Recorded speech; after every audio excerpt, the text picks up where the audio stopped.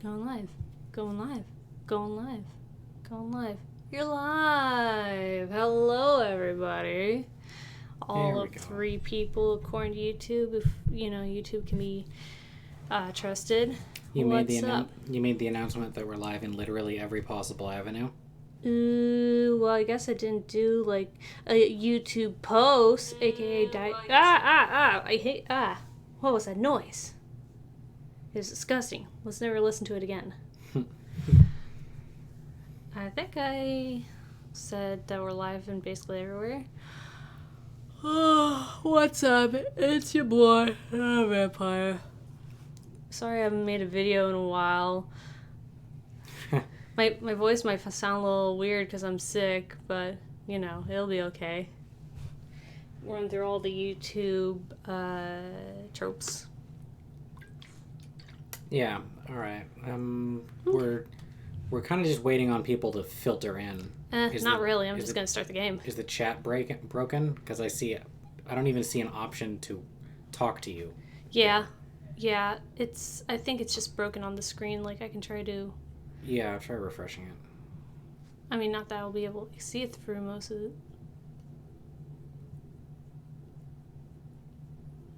Yeah. Okay, there we go. Well, I'm the only one who's been chatting, so it doesn't really matter, does it? Okay. We're gonna play the PCP Dating Sim until we get bored, and then we'll play something else, probably. We'll see. So, I just made a post of this stream in Discord. Okay, I didn't post this in Discord, but I did say that we're live. If it's not Faith. A directly actionable, clickable link, it doesn't matter. Oh yeah? Tell that to Faith. Hi, Faith. Yeah. Alright. Let's see. Let's know how the sound behaves, because... Yeah, it's a little loud on our side.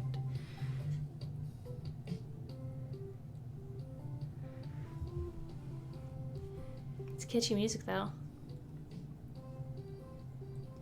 I feel like I gotta bring it down, so... There's probably fine. I mean, the master volume just controls the, Yeah, I know, it didn't quite seem to get everything, so I just started messing with it. But okay. I could bring it down more. Voices? Okay. Interesting.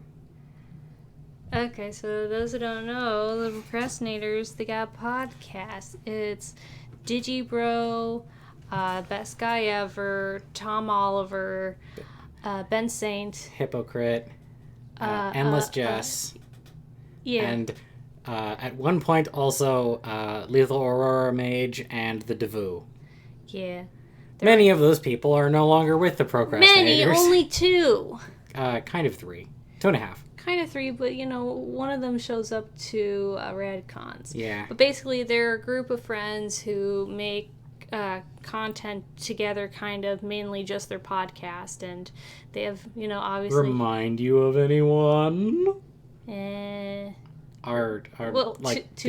can't be a group. I mean, not literally us just right here, but, the Arch started as trying to do Analysis HQ, which is the Procrastinators thing. Yeah. They gave up on it, and we succeeded. Well, they didn't fully give up on it, because, Nate's trying to move down by Digi. Yeah, I suppose that's true. So basically, they made a dating sim out of... Well, some fans made a dating sim based on them. That's what I meant to say, yeah. Yeah. And I played the demo, and it was pretty fun, so I'm really stoked to play this now. Yeah. Did we stream the demo? It would have been a year ago. No, definitely not. Skip text, aka Zoomer mode. Alright, we're gonna have to call out as many of the memes as we possibly can. See, that's why I didn't want to play this, because having to explain the meme is not funny. Oh, fine. I would just want to react to the things that I get in a public medium. That way I get credit for getting the memes. I mean, yeah, that's fine, but if you have to explain it, then, it's... Not a vampire dating sim when? In 100,000 subscribers. maybe 100,000 subscribers from now, there will be a Not a Vampire Dating Sim. When someone with coding and art skills makes one. You play as a slice of cake. Play as a slice of cake trying to romance not a vampire? Yeah. Okay. And the different romance options are the different ways that you have looked over time. So like the ultra secret long hair vamp, the wigs, the big poofy hair vamp, current short hair vamp, and various wig vamps. Yeah, wig and vamps. And Notaboo is this, like a secret route. Yes! Oh my god, I want someone to make this now. Oh yes. Like especially the full, like the big full ending one being like, like Once Upon a Time vamp with long hair. Faith wants you to let me flex my superiority by explaining le memes. Faith, whose side are you on? Mine, apparently. Jeez, I see how it is. I let you, mostly run the Discord, and now everyone's on your side. Yeah. It's almost like being charismatic in public. It builds you a cult of personality. Okay. Like, I don't have anything witty to say in response, so okay. I will accept your admission of defeat. Ah, God, fuck you. This is a work of fiction. Any resemblances to real persons or events are entirely intentional and really fucking funny, but they don't necessarily represent the thoughts or deeds of said persons. Have fun! I like it. I like it a lot. Wow, my first day at PCP University. Should be you. Yeah, that's not what I sound like. Wow, my first day at PCP University. We're going stir crazy in here, folks. My last school threw me out for being too retarded and not being able to finish my assignments. Will this place be any better? Who knows? I might finally find some friends, or even love. Love? You betrayed the love. It's not even my meme. I know. It's everyone's meme at this point. A cool breeze greets me this morning, making me regret not bringing a jacket. It feels good though, full of new opportunities and fresh starts. Yo, I want to point out right here. Go ahead and mouse over that spot. This is graffiti that says TBBAP, aka two best brothers bitch about ponies. I read that as Tubba, ? I can see why. What was your favorite? You didn't actually watch Tibbity Bap, right? No. I was like vaguely aware of them. Just like I kind of expect them to be more bro-ier. Like now that I know who Ben and Nate are, like Nate's the only bro. Can you imagine them sharing a podcast civilly together? I mean, I can, because they've been pretty civil lately. I mean, they've been relatively civil. Well, this lately was also before the radicalization of Ben Saint. Yeah, before Ben became a radicalized commie scum. Yeah. Tabbity Babbity was pretty entertaining back in the day. As I passed the entrance to Dinky Alley, why can't I read? A slim guy with fluffy hair nearly walked straight into me. Oh no, I can't read aloud. On camera. Why did I choose to do this for a living? I hate cats. Why did I become a veterinarian? Oh, whoops. Didn't see you there. Are you on your way to school too? That's not British enough. I'm so bad at British, I'm not even going to attempt it. That's fair. 2? He's a student then. I like the casting of Hippo in like the almost best friend guy role. The best friend, childhood friend. Yeah. I think it works. He's soft spoken, like, and he fits it best than. Gosh, excuse me, better than anyone else. The drawing of Gib here as being all like soft and stuff is very, very on brand. I'm liking this. Let's see. We have on his shoulder is the hypocrite. in his bag is Pump, and I'm not as up on my Gib lore as I really want to be. Like, I didn't watch all of Give and Take back in the day, and what I did watch, I eventually dropped off from. I was meant to go back and watch it, so hopefully it's all still up somewhere. Yeah, he's not really on YouTube anymore. Yeah. Yeah, PCP University. Do you go there? Well, given that how it's the only school in the city, yeah. Oh, the name's Give and Take, by the way, but you can call me Gibbon, or just Gib. It's all interchangeable, really. Did you just stop trying to do a Gib voice at all? Yes, I did. I stopped entirely. That is a shame. I started going into a little bit of how he voices Hippo. Oh, I've never heard him voice Hippo. I mean, you have in Radcon 3, but that was 2 years ago. Yeah, that was 2 years ago. You expect me to remember 2 years ago? I barely remember 5 minutes ago. All right.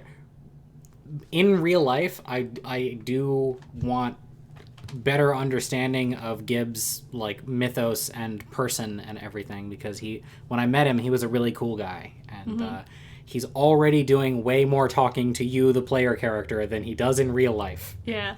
He's you. Yeah, I was just about to say he's kind of like me, only a bit of a different sense of humor, but like very much like me, to where other people need to like, make space for me to talk, otherwise we're not going to talk. Yeah, def. But he will like cut in occasionally with like a line that's just like a logic bomb. It's great. Or at least he'll try to cut in if he can get past Nate and Ben yelling at each other. Mm-hmm. Well, nice to meet you, Gibbon. I'm... Type your name. As always. Sachiko. I'm Sachiko, but, aren't you going the wrong way? I'm new to Boston, but I thought the university was... Wait, shit. Maybe I was looking at the Noogle Maps apps upside down. You know Noogle. It's like the new Google. Okay. It's the sequel to Toogle, which is the sequel to Google. Okay, that makes sense.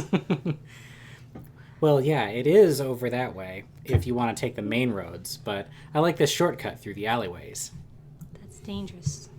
Actually, you want to walk with me? I could show you around the neighborhood and tell you about the school and stuff. They spelled neighbor with a U because he's British. That is lovely. That's fantastic. That's a nice touch. I love it. Appreciate.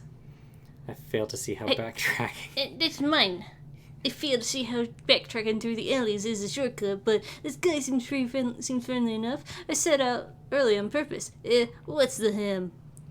What's the harm?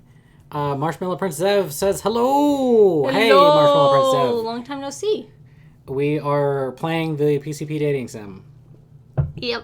I'm going to school. Just to be clear, PCP stands for Procrastinators Podcast. It does not stand for the drug PCP.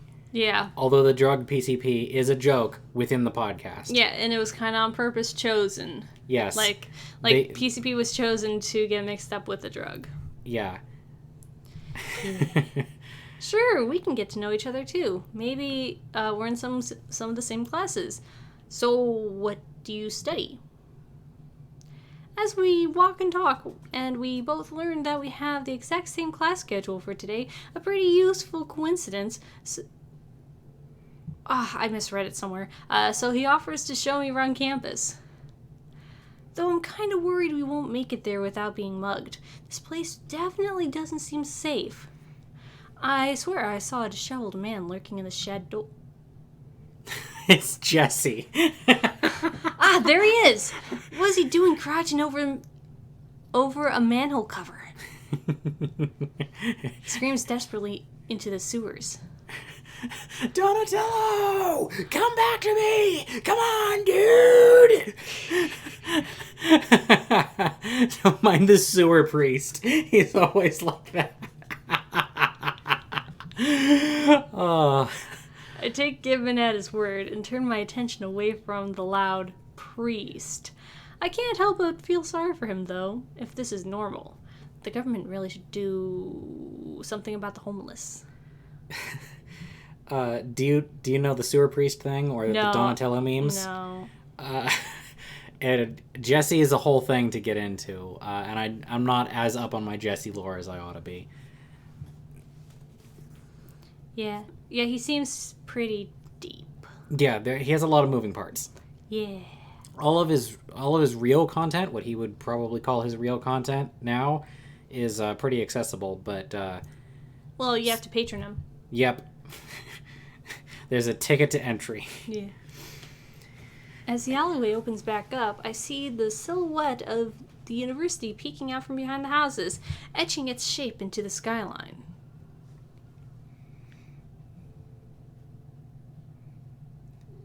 This looks like a dump. All right, what do we got here? We got antennas and a radar dish on the roof. We've got people doing laundry. The whole thing has kind of like an Adobe brick feel to it, and there's a slide that runs from what it appears to be the third floor down to the ground into the garden. This is awesome. And there's a Radcon 3 flag in the background, just over Gibbs' shoulder there. Cool. All right, Kat, you can't just rub your face on the desk. Yeah, I gotcha. Anyways, welcome to PCP University. Oh, it's just letting us hear. A Starfleet flag. Ah, I see. Puddles of slime in the walkway. We entered the building and I'm already overwhelmed. Gibbon seems to know where we're going, but I just feel completely lost. Can of a jug of Huel over here. You can let me finish talking first. I can attempt. Our first class was music, right? Suddenly a powerful voice booms at us. Hello, fellow students. Oh, hey. Yeah, I knew it was Nate, and you should have known it was Nate. I probably should have known it was Nate. Yeah. The best guy ever. Oh, haven't I seen you around here before? Are you a new student? Man, Nate is drawn like a brick here, and you don't get the impression from his videos, but this is more true to life than you would believe. Yeah. He's a very solid man. He is. He has a little more flab these days, but not that much more. I thought he had cut down a little bit. Probably, I don't know. No, my Not like his dog, Lord Sesshomaru. His dog, that is one fat dog. Why can't they leave Shishomaru alone? Why can't anyone leave him alone? He's a chubber, okay? The official word is that he is no longer a fat dog. I'm just memeing. No, you just like abusing dogs. I do not like abusing dogs. Dogs like abusing me. That's some deep lore. Yeah, this is my first day here. I'm Sachiko. Well, in that case, hello and welcome to the Procrastinators University.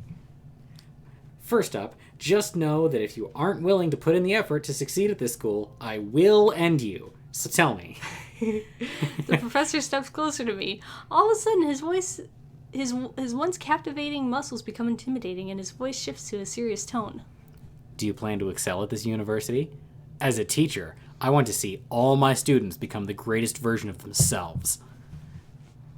And I will do everything in my power to see that through to the end.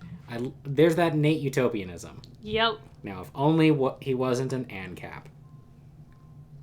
Okay, I figured out what that was. Never mind. Okay. Don't worry, maybe Ben can convince him. How many people are around? 2, according to my phone. But my phone is not the best source for how many people are actually here. Okay. Depending, we might switch just because I'm still very much afraid that this is too... Edgy? Well, edgy, but also too deep of lore for people to really enjoy not knowing it. All right. Chat, you tell me, is the commenting on every little thing being too distracting? Well, Do you want us to move faster? Well, no. It's not about moving faster or anything, but just this is a game very much made for people who know the procrastinators. Well, the impression that I'm getting so far is that you can still play it and have a good time without knowing all the lore. I'm not sure. That's yet to be seen. I know I'm very much enjoying it because I know, I know these people in at least some capacity. Well, if there was this level of specificity in hateful boyfriend, would you notice? I don't know. Like, I probably wouldn't really notice or, like, understand the references. Like, why is there Huel? I don't know. Like, I only know that there's Huel because, you know, like, the people who are involved with the PCP, because I know their background stuff. Well, you wouldn't even necessarily notice that as a background detail if I didn't put it out. Like, no, how do you know? I was fucking reading! Like, the trident symbol in the background. Do you know what that's about? No, I don't. But I don't need to... My point is that someone knowing at least some things about the PCB will go a much longer way than knowing absolutely nothing about it. God damn, why does it take so long to explain this? Suddenly, flashbacks run through my mind of my last school. I cannot help but remember all the unfinished homework assignments, all the failed tests. Yeah. You don't sound so sure of yourself. Oh well. Just know that if you fail to meet the standards, I will not hesitate to take action. I have principles. Great. A cool-looking giraffe catches the teacher's attention. Oh hey, Action Giraffe. How's it going? I have AIDS. See, someone like that, like, someone who doesn't really know, like... There is nothing else to the joke other than that Action Giraffe has AIDS. Yeah, but, like, someone who doesn't know that, it's just like, what? Just what? Chat, you're letting me down here. You gotta give me some feedback. There's only 2 people here. There's nothing. There's nothing. Yeah. Yeah, it's pretty inspirational that despite your disease, you still strive towards your dreams. See, Sachiko? Be more like Action Giraffe here, and realize your dreams to the fullest, no matter what. I won't accept anything less. Who is that? That was Professor Bestman. He teaches the memes and philosophy class. He would. Those sound like interesting classes. And the giraffe? That's Action Giraffe. He's just really cool. Gib turns to Action Giraffe. Hey, AG, what class you got first? I have AIDS. What a coincidence. We all start the day with the same class. Wait, is AIDS a class? I thought we had music. What was that? Never mind. Faith has responded with what I believe is probably an emoji, but it's not rendering on my phone. We reached the music classroom. Oh, it's that guy, like, that Digi's cut out. Yeah. See, I can appreciate background details, too. We reach the music classroom. Gibbon and I find seats next to each other. A scruffy man enters the room, obviously drunk. 90% of Infinity is trash. Oh, and they added explaining autism.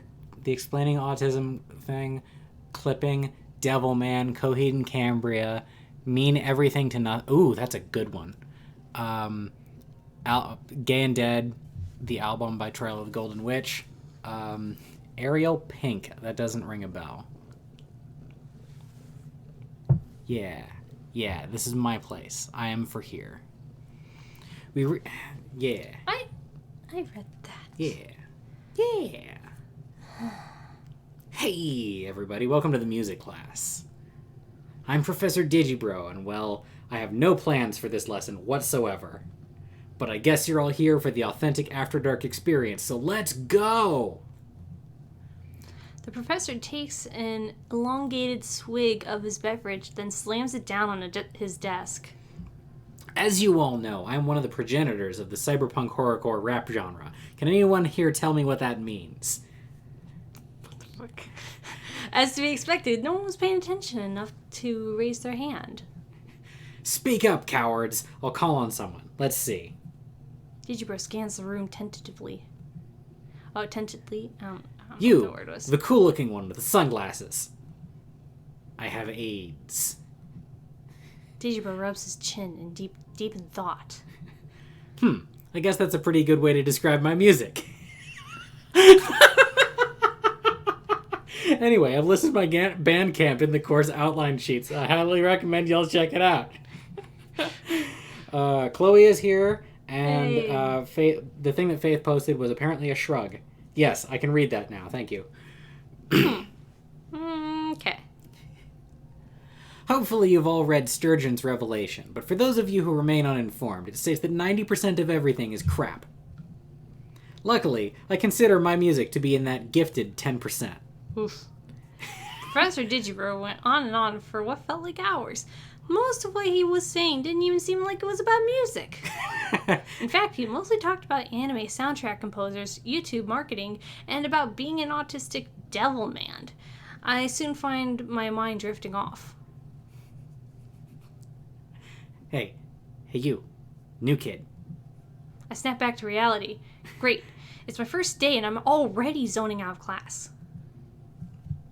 You getting any of this? Yeah, music and stuff, right? Good. There's going to be a quiz on all that stuff I just told you next Friday. Your homework is to watch 10 Anthony Fantano videos to get a gist of what music reviews look like. Class dismissed. That is hilarious as homework. Yeah. See you in the next one, and then check out the every university lecture featuring Digibro playlist. Shelling. Finally. That's me! Why can't you read? I can read, just not in color. Go on. You exclusively read the in-color texts. Finally, class is over. Looks like I have a few minutes before lunch. Who should I talk to? Digi or Gib? Alright. Do you want some strategy here? What route are you leaning towards? I want to try Ben. Interesting. Well, isn't it obvious? No, it's not obvious at all. Why? Because how? Don't you know me? Because I'm the trash panda man who is all obsessed with communism and stuff, and I'm not. We don't really talk about that aspect. Because we of his agree. Work. Granted. We have no reason to talk about it because we agree on it. Yeah, it would be kind of a circle jerk if we just talked about how much we both love communism. Oh yeah.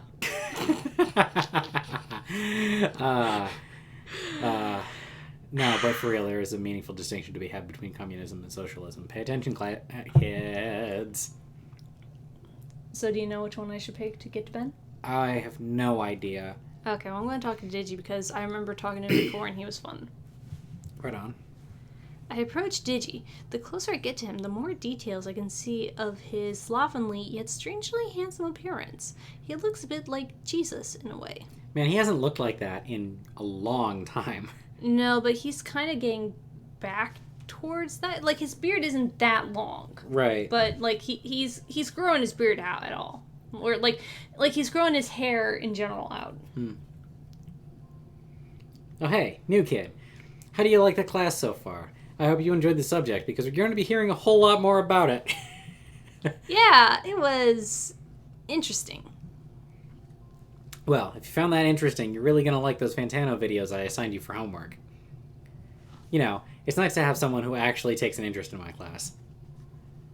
Some people say I unnecessarily insert my opinion into things. I don't really see the point of objective teaching to begin with. Objective teaching. Anyway, I got motherfucking shit to do that's bigger than you kiddie pool. If you want to talk more, I'll be in the library after school. That still ended on a rhyme. That's nice. Yeah, I love it. Nice meeting you, new kid. At first I thought Digi was a self-centered guy, but now that I've talked to him, I'm starting to realize that he doesn't... That doesn't matter so much, and he's still a pretty sweet dude. I think I'll enjoy this class. It's getting pretty close to lunch. We should get going. Sure thing, let's go. Now, I'm still a little torn as to whether I do want to start doing like impressions and stuff, because like... Do it. It's fun. But I actually want Gib to like me, and Oh, well then don't do Gib, but do everyone else. Because I was enjoying your Nate voice. Nate is more of an inflection. He has a very particular way of talking. Yeah, and I liked your impression of him. All these wacky introductions have left me starving. I can't wait to finally chow down. See, I need you to do the voices, because otherwise then I'll try to do the voices and I'll fail. Gotcha. There is so much going on here. So... What, there's just pirate... The podcast. Oh, okay. Yeah, that makes sense. Okay. Here's a whole bunch of dads for you to steal. And then these are the rowdies, and these are the killers. From the game. Is that Inuyasha versus Charlie Brown? That's got to be a bonus episode reference. I guess so. I've not heard. Oh gosh, anything about that? Yeah. Yo, Pumpk right here is aesthetic as fuck. Look at that. I really like Pumpk. I've not gotten to know Pumpk, so. She's a jack-o'-lantern. Oh wow, I've never noticed. I mean, she's not just a pumpkin person. She's the jack-o'-lantern, and she doesn't have a voice box because she's a jack-o'-lantern, so she can't really talk. Okay. Like, obviously she's a jack-o'-lantern. As I push open the doors to the cafeteria, I find myself at an unexpected scene. The hall itself is pretty normal looking. Gray rubber floors, scratched peaked walls, and a fairly high ceiling with windows lining the top. Alright, so something that's pretty surreal right here is that this guy that says killers that's crossed out and it says rowdy underneath it. Oh, yeah. I recognize that guy. I might have, heard about him in the... yeah, I recognize him from the lecture. Yeah, he's a turncoat. Exactly. However, when the people at the tables are separated into different cliques, the cliques themselves are kind of different from what I expected. The table full of what appear to be pirates speaking in Webanese and playing cool music. Weebs. Webanese. There's another has a bunch of rowdy students madly shaking about like they all are having a stroke. What the fuck? Another is just consumed by a huge cloud of smoke. Or, wait, is that vapor? That is definitely vapor. Another group of students has a group of students complaining about their food to each other as they're eating. But the weird part is that massive bag next to them labeled dads. Given, are there people in that bag? Yeah, don't worry about it. They're just being cool, you know? Sure, yeah, whatever you say. I still find it hilarious that the podcast that comes from is called Stealing Your Dad's, Stealing Your Dad's as if it was easy. Yeah, and it has nothing to do with dads. It's just talking about fast food. Yeah, it's just about fast food.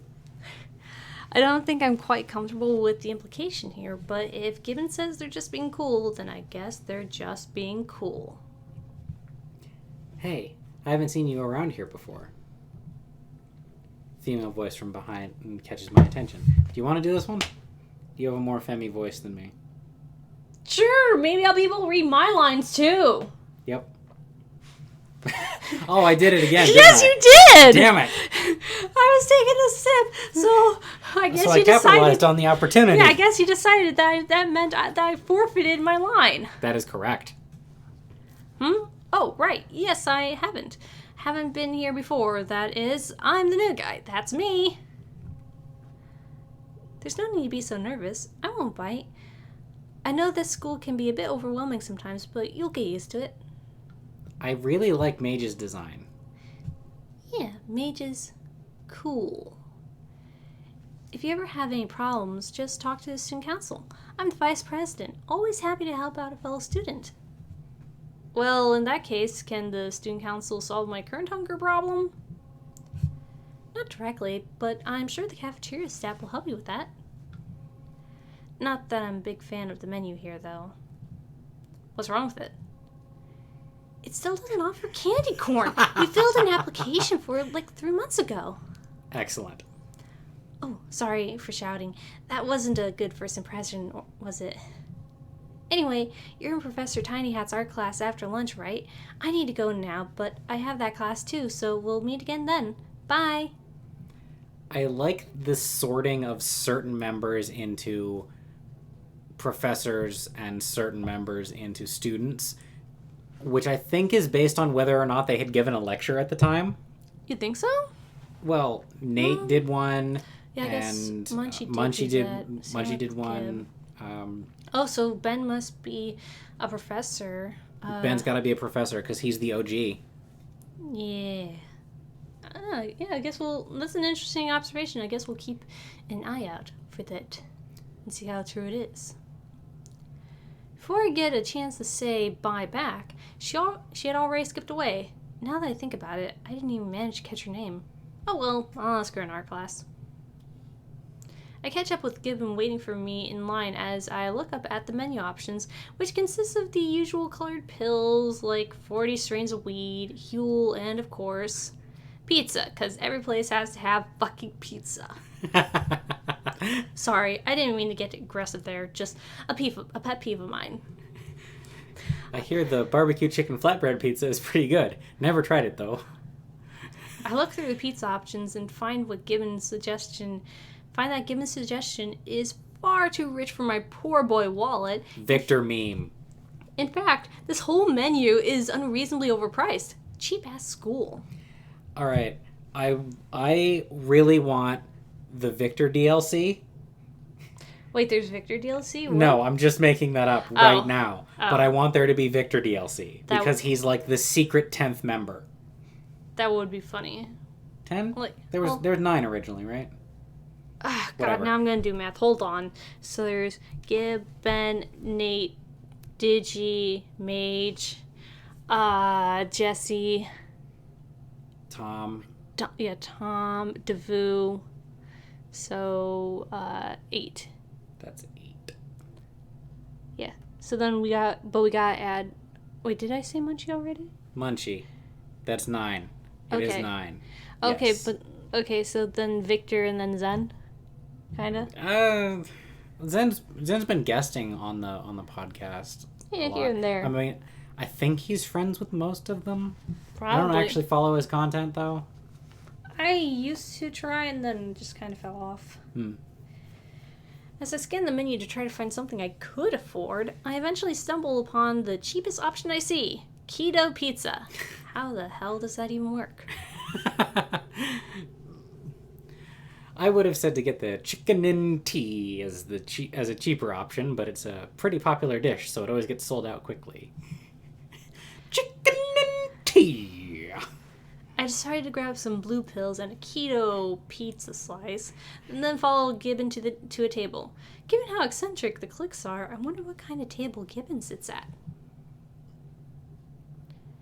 We stop at a normal-looking table with some normal-looking students. What's the catch? I love the depiction of chicken and tea. Oh, is that it? Just chicken and tea. Actually, wait a second. These students aren't normal at all. Perhaps the strangest of the bunch. They're European. German, I think. I make the smart decision to avoid talking to them and go over to where Gibbon is sitting at. But before I manage to sit down, I almost step into a small patch of mud that looks like it was crudely dug out of the rubber floors of the cafeteria. Mind the mud puddle. Don't want it getting dirty. Okay. Wait, did you just dig this out yourself? Well, you know me and the rest of these guys. Took us a while because the only useful digging tools in this school are spoons, but it was worth it. What? Oh.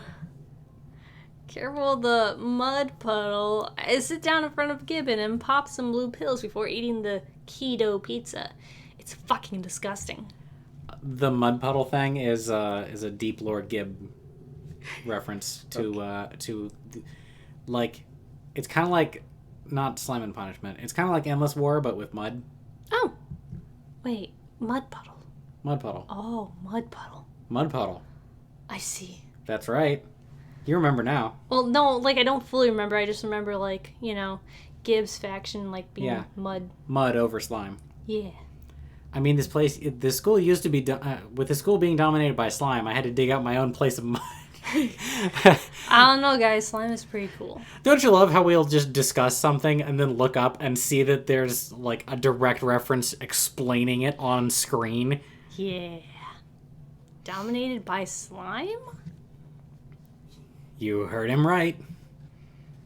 A new female voice replies from behind me, and this one doesn't sound so happy to see me. I look back and see her gesturing to the cafeteria table enveloped by vapor. Okay, I guess I'll do... Is this N7? No, it's Endless War. As I look over,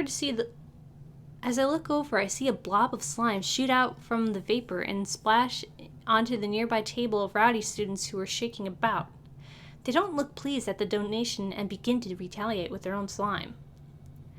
I could do her voice. Hello there, Gibbon. Or perhaps I should call you... Before the girl finishes her sentence, Gibbon quickly shuts her up with his hand. Hey, Endless War. Oh, shy are we now? You wouldn't happen to know where Gun Girl is nowadays. I hardly see her around the cop killers anymore. I have no idea what you're talking about. They both go silent as they stare each other down. I guess they have history? Well, never mind. There's a more important task at hand. You're showing a new juvie around school, and you don't even mention the war? Endless War turns to face me. Her gaze nearly turns me to stone. Allow me to introduce you to it then. You see, the school is in the middle of a violent and dangerous gang war between the rowdy fuckers. Using her middle finger, she points to the rowdy table, now menacingly looking over at the vapor table with wooden clubs in hand. And the cop killers. She moves her finger to the vapor table, where the vapor is starting to clear up, revealing students holding guns of various sizes. Ugh, guns are such an impersonal way to kill, don't you think? They just scream to me that you don't actually enjoy killing, which I assume is how most of the gang members here actually feel. I have a good feeling that will change soon. Very soon. Is this a plot line? I wonder if you can date Endless War. I think so. Oh, she's blushing. Gunshots fill the hall as the fight truly breaks out between them. The rest of the students rush out of the hall, though they don't seem too scared of the violence, almost as if it's a common occurrence. We should probably leave too, Gibbon. Gibbon gives me a quick nod and heads for the cafeteria door. You don't want to join in, Juvie? I guess you haven't chosen a side yet. No worries. Soon enough you will. Soon enough. Something occurs to me. Huh. Given that we're streaming this, we should mention the fact that we're streaming it to all the people who do all the retweeting, shouldn't we? Oh, well, I guess if you want to do that, yeah. And I'll just keep reading.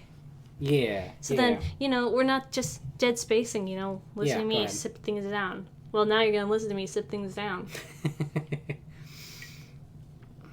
Was that good? I thought it was good.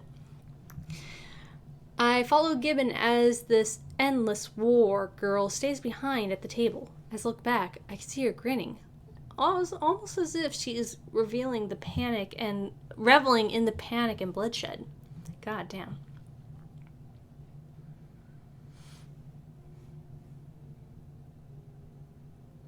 As soon as we exit the cafeteria, the bell rings for the next class. Don't worry about the war too much. It's not as bad as Endless War makes it out to be. I don't quite believe him, but I'll let it slide for now. Should we head to the next class then? Gibbon nods, so we make our way towards the arts classroom. Alright, hashtagging it PCP Dating Sim, and then I'm gonna @ PCP... Noogle. Wait, this is... What? This is the top one, The right? pink one. Yeah. Yeah, the green one was the meme one. The more meme one. The more meme one. Yeah. Oh boy. Is that Inspectigator? I guess so. Noogle, there's a Oh, sketch of Is this Gibbs' desk right here? Because that's the thumbnail for Chibibacas. Oh, maybe. Art class. I really like art. And the professor's pretty fun, too. Hey, Gibbon. Hello, what was your name again? Oh, yeah, we never exchanged names. I'm Sachiko. What should I call you? Milady? Please don't do the Milady thing ever again. I'm Lethal Aurora Mage, but you can call me Mage. Just Mage. Some people call me Mom, or Bro, or both. I really wonder how that happened. Before I was able to quip on how she might be a dude or something, the door to the classroom bursts open. Do you want to attempt a munchie? I would clip the mic. Yeah. So wait, that's a GIMP logo. That's what I said! I know, but like I suddenly connected it to you saying that. Hello, children! Listen, you may not know who I am, but you're gonna find out way more than you've ever dreamed of knowing! I'm gonna introduce you to the fine arts. To the finest of arts. Because, if you haven't figured it out yet, I'm Munchie J. Shatsky, aka Professor Tiny Hats, aka Munchie, if your attention span's too fucking short to remember how to address me properly. Let's get right down to the fundamentals. There are exactly 3 forms of art. Everything else is not art. Books, not art. Don't even have pictures. Music, pretty okay, I guess, but not real art. The first art form is drawing. It's pretty cool, I know. It's one of the easiest ways to make something of worth in society. All you have to do is move a fucking pencil around. Can you believe it? That'll only get you so far, though. The real motherfuckers know how to do this shit cleanly and efficiently. The real masters of the craft, the real cowboys, the only humans worth something, are the ones who can quick draw. Huh? What's that even supposed to mean? This is such a correct Munchie experience. Yeah. This very much captures the feeling of like being in a room with Munchie. Oh, really? Yeah, I guess I've never been in a room with him before.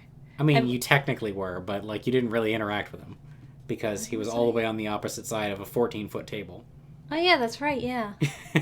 Yeah. I'll be your mentor because having a great teacher is obviously better than not going to school and trying to learn everything by yourself. This is why I was educated here in the PCP University, and look where I am now.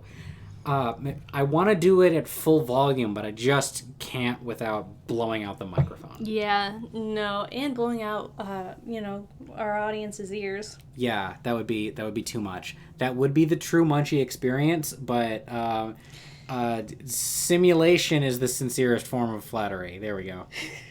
Okay. Dating simulation, specifically. That's why people should flatter me and make me a dating sim. But let's get to the second of the real art forms. Any guesses? Animation? Wrong. That was wrong, Mage. Animation is just drawing, but more. Try better next time. You idiots! I'm talking about music! But... Have you ever heard of Sleep Tight, the greatest band of our generation? No? Well, fuck you! How about cooking then? Maybe that's more appealing to you goddamn Neanderthals. Most people, aka retards, would not agree with me that it's an art form, but I think it's a perfectly valid form of creation. But you just said music wasn't and is. What's better than making art? And not only that, being able to eat it too. Fuck this shit. Cooking is too human core for me. Fuck, I forgot Tom's here too. Man, this is my guy. I'm torn now because I love how he has the sickly bags under his eyes. Yeah. 10 out of 10. Yeah, Tom, like, I'm not too much like into how he's drawn here, like his facial structure, but Tom himself is pretty fucking aesthetic. Yeah, he's pretty based. Yeah. The PCP has got me saying based, unironically. See, I don't think about base too much. Like, I was thinking about it when I was listening to the lectures, but since I haven't listened to one in a couple days, I kind of forgot that was the thing. See, now I'm torn because I do want to romance Tom too. Yeah. Yeah. Raccoon boys gotta stick together. Nihilist, but don't think clever. What's that from? Sad boys gotta stick together, from the Sad Boy Anthem rap. It's a digi thing. Okay, I don't think I listened to it. You've definitely peripherally heard it from me. Ah, okay. What do you mean by that? I like cooked food. If you ever have to live in a car for months, cooking takes you nowhere. How am I supposed to use Professor Tiny Hat's recipes if I can't afford the ingredients? I mean, I'm kind of with Tom here. Like, if I could be, I would be post-food. Huel is the perfect post-human solution for all my nutritional needs. # not an ad and all that. Munchie's just gone. Oh, he's back. Oh, what? Oh, shit. What's going down? Did Munchie just... Yep. That's mean, just throwing him out like that. Yeah, that was harsh. I hope he's not suicidal or anything. Yeah. Ooh, Yeah. Cutting deep. Brutal. Yeah. Well, I'm still happy about the theme of this class.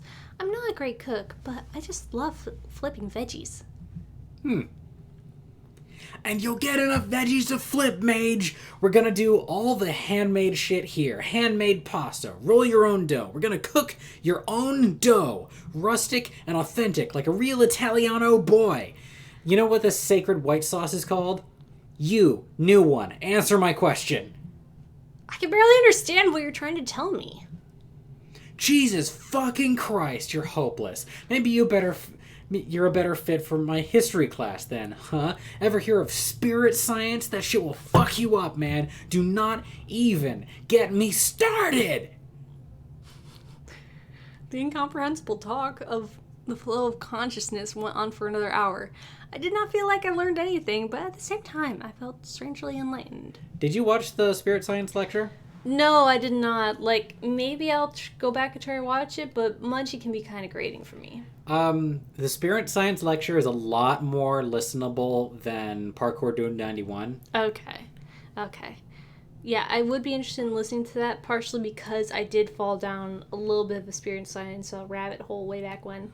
Oh, that's fascinating. We have never talked about this. We talked about it briefly because I found, that animated spirit science video. And I was confused because it was done in the same style as extra credits. And I was just so confused because, wait, is it by the same guys? What? But yeah, I used to watch that video, every so often. Just cause. It's a whole series, I didn't know that. I didn't know it was a whole series. It's just, because it was in the days when, I couldn't really watch YouTube because I barely had internet at home, and I was traveling to and from Chicago all the time, so I didn't have time to watch things too much. Gotcha. So basically, I had to download all the YouTube videos that I wanted to watch, and, I just retained that one, among others, to keep rewatching here and there. What a bizarre guy. That face. So, my dear students, we arrive at the end of our journey. For now, do not fucking wimp out on me just yet. You'll see me again, sooner than you think. What is that supposed to mean? To all the new students, you can meet me for exclusive private tutoring this afternoon at the 7-Eleven down the street. Wait, aren't I the only new student here? Not sure if that's a good idea. I need a different adult. I will be there anyways, the whole afternoon. Just come over. It's impossible to miss me. Boy, is it. Yeah. Oh, I've been meaning to tell you, but I've noticed, Munchie sometimes looks like one of my younger brothers. Yes. Yeah. It's crazy. Yes. Yes, it is. There's slight difference, but yeah, he looks very much like him. And What do you think? That certainly was something. Yeah. You'll soon learn how to survive in this university. But for now, you have yourself a chill afternoon. Thanks for all your help showing me around the school. That was really nice, Gibbon. Oh, it's nothing. Till morning, Sachiko. Aw, you're blushing. Now what? School is done, so where should I spend the afternoon? Library, City Park, 7-Eleven. I'm going to the library. Because why not? Gonna play the digi route? I mean, I guess until, like, Ben and Tom open up. Gotcha. I'm kind of curious what would have happened in the park. To my knowledge, you can kind of do both. Like, I remember, like, playing the library and then going down to the 7-Eleven, then going down to the park a little bit. Huh. Let's see. What do we have here? Bakuman. I am games. Lucifer and the Biscuit Hammer. Clusterpunk Aesthetic is a book. Tales from the End of the World. The Friendship Journal. Lovely. Infinite Jest. Atlas of New Los Angeles City, aka Neo Milwaukee. Urban Dictionary. Homestuck. Tales from the End of the World. The Ben Saint. Everything. Yeah, his book, his comics. Pumped. Over here, Professor Digi, mandatory books. None, bitch! Watchmen all the way down there. Wow. There's a couple others that I can't totally make out. Art of Mage. Art of Mage. Corona. Life of a Legend. Cold Corona. Slime Corp Inc. Man, there's a lot of cool stuff in here. Rick the Pendulum. Yeah. Oh, Azumi. Tale of Franchise. Yeah. Cool. But all these forms of media mean nothing to me. I immediately find the aisle that is far more familiar to me. Light novels. Oh, no. I peruse the books for a bit before one catches my eye. It's titled The Asterisk War. Oh. I begin reading the book on the spot and soon get really invested in it. But then suddenly I'm overwhelmed by the scent of weed looming over me. What you reading? My eyes start burning as Professor Digibro takes a hit of his dab pen and proceeds to exhale marijuana smoke directly into my face. Once the smoke clears, I catch a glimpse of them, Digi's titillating round glasses. Is smoking allowed in here? Digibro snatches the book out of my hands. He looks at the novel and almost immediately winces in disgust. I don't give a fuck whether it is or not. And even if it was, that wouldn't be nearly as worrying as them allowing students to read shit like Ass War. I can't believe someone as cool as you would consume such garbage. Digibro tosses the Asterisk War away with such vigor that upon colliding with the wall, it disintegrates instantly. He pulls another light novel out of his pocket, which I fail to notice due to the immense baggy spaciousness of his robe. Here, try this. Digibro shoves a small book into my arms. For a brief moment, I feel Digi's soft, tender skin brushing up against mine. I look the new light novel over. It's titled Boogie Pop and Others. Yeah! Boogie Pop and Others is really fucking good. It's easily my favorite light novel. You're lucky I got here in time before you were subjected to the utter garbage that is Ass War. Here, sit down with me. We sit down between the stuffed bookshelves, and Digi motions for me to read the light novel he gave me. He pulled out what appears to be a manga and starts reading it. So, what exactly do you do in here anyways? Yeah, whatever I feel like doing. Today, I'm researching some new doujins for my good friend the Hentai Samurai. Who's that? You've never heard of the Hentai Samurai? He reviews the best 10 out of 10 hentai. Just search him up on your favorite porn site. He only has one video, by the way. I went and looked him up like 2 weeks ago. Yeah, like I hear tell that he should be making more videos once he gets his space set up, but until then. We'll see. Until then. Anyways, you should start reading this book. Which book? This book. Boogie Bop and Others? I think the audience knows what kind of book I'm talking about. Yes, I do. I definitely do. Ah. This book. What audience? What are you talking about? This book.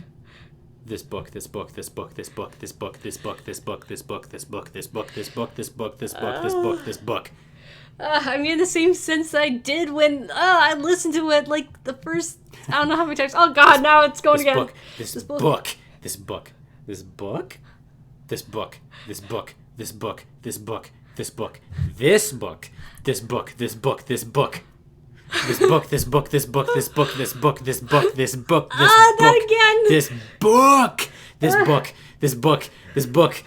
I'm having flashbacks. Stop it.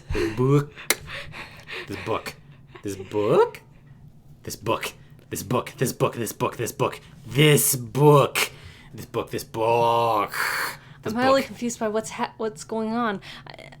Utterly confused by what's going on. I just begin reading Boogie Pop, and after a while, Digi finally stops. He's now just watching me as I slowly turn the pages, which doesn't feel as creepy as I thought it would. After finishing a chapter, Digi speaks up. So what do you think of Boogie Pop and Others? I think it's great. Thanks for just suggesting it to me. It's okay, I guess, but I'd rather be rating an asterisk score right now. Oh, he's wearing a Grump shirt. Yeah, he's wearing his Grump shirt. Nice. I'll just, say it's great. It's great. Thanks for suggesting it to me. Really? It's pretty dense on your first read. I'm glad you like it. I was thinking maybe you and I could hang out again sometime. I could recommend you some more books, and maybe I could get to know you some more. My heart is pounding out of my chest. Have I finally found something I can call a friend, or maybe even something more? I'll look at Digi in the eyes and see my reflection in the sunglasses. Yeah, I'd like that. Good. I'm glad. Aw, Digi blush. Digi blush. I feel myself being enraptured by the warmth in Digi's smile. My face feels warm as it begins to redden like a tomato. An awkward tension fills the air, and we go back to reading for a few hours. We take the occasional respites to discuss literature, but other than that, most of our time together was spent in silence. But it's strange. Even though we didn't talk very much, I still relished Digi's company. Oh, maybe I went back to do the other routes rather than doing it all in one afternoon. So never mind. Don't listen to me. After reading, I decided that it's about time I should head home. I stand up to leave. You leaving already? Well, maybe we could hang out and read again sometime. I've been formulating a list of more media I think you would like. Yeah, that would be nice. Good. I'll make that list for the next time we hang out. See you later. He's very list-oriented. Yeah, way more list-oriented than I am. Like, I can't do lists, really. I can't really find it in me to put things into lists. Like, I recorded trying to make a tier list of Degrassi characters, and I just couldn't, like... I didn't like how it turned out, because a lot of the time I felt like I was just putting characters in random spots, and I didn't really trust myself on where I was putting them, and it just seemed like not worth the hassle. Yeah, I'll like make a task list or something like that, but I can't really stick to it, so that has eventually just devolved into the whiteboard that's on the back of my bedroom door. Yeah. I leave the library and head home, filled with a subtle satisfaction that I'm getting to know more and more people at this new school in a more intimate way. Intimate where? Intimate. Cutter Historical says, why don't you just do Degrassi tier lists by show, aka Degrassi Junior High, Degrassi High, Next Generation, DNC? Because, like, doing it that way, like, I reject tier lists like that because they all, like, each version has something that I greatly adore. Especially unfair, like, to try to compare things with Degrassi and Next Generation, because it's like, how do you compare, like, what? Go on. How do you compare what? Yeah. Yo, go on while you're distracting me. How do you compare what? Like, how do you compare a massive 14-season section of the show to other sections? You just can't. Like, and I hate the idea that, like, people think, like, I hate the idea that, you can compare the three, like, eras of the show as though one is obviously better than the others. They each have their own separate, like, interests and strengths. Like, they tell very different, like, they each tell stories that are specific to their times. It just doesn't make sense to me to lump them that way, and that's why I don't really like ranking the characters, because each of them serves a certain function, and you can't, like, a lot of times I feel like people like, rate them based on the function that they served. Like, if they're only there as a big character, like, that automatically makes them bad somehow. Or, like, if they were playing a villain, even if they're, like, a good villain, like a really interesting and, robust villain, like, they just end up down, because they're a villain in some way. Just, it's not worth the hassle for me, and it just pisses me off more than anything.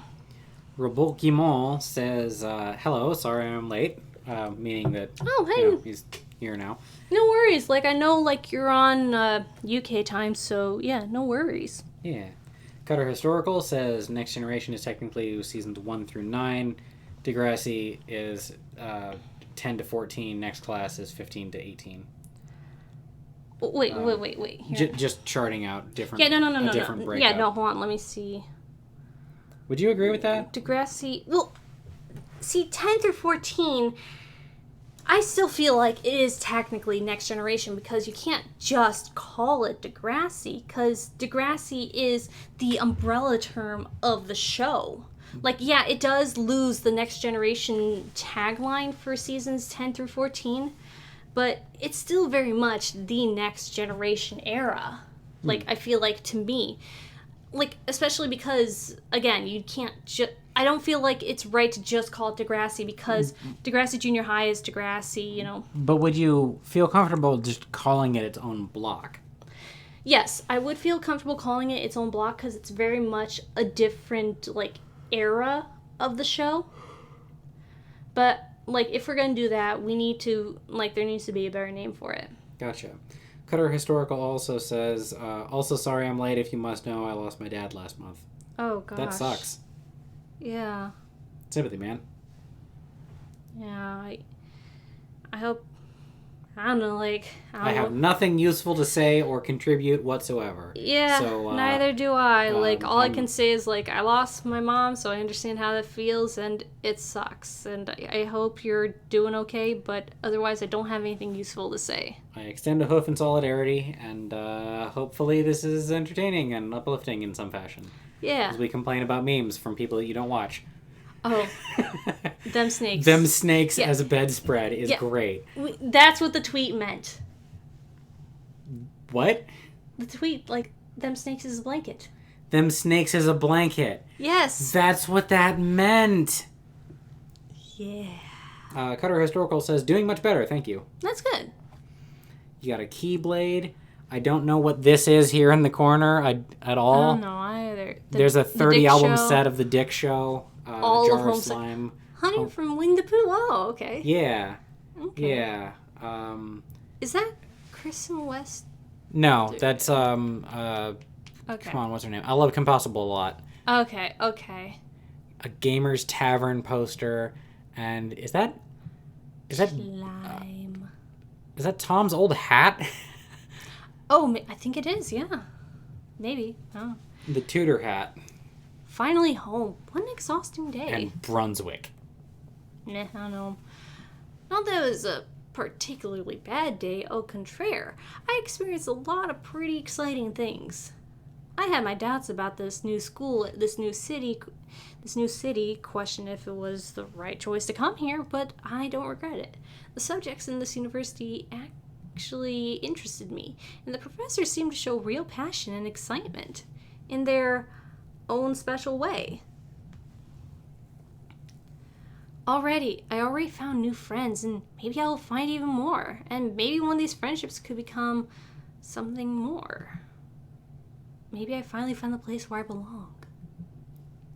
You're a PCP guy. You didn't know? I did not know. God, I look horrible. I don't know, PCP guy is kind of cute. Like, you know. I actually really like the drawing of PCP guy. I do too.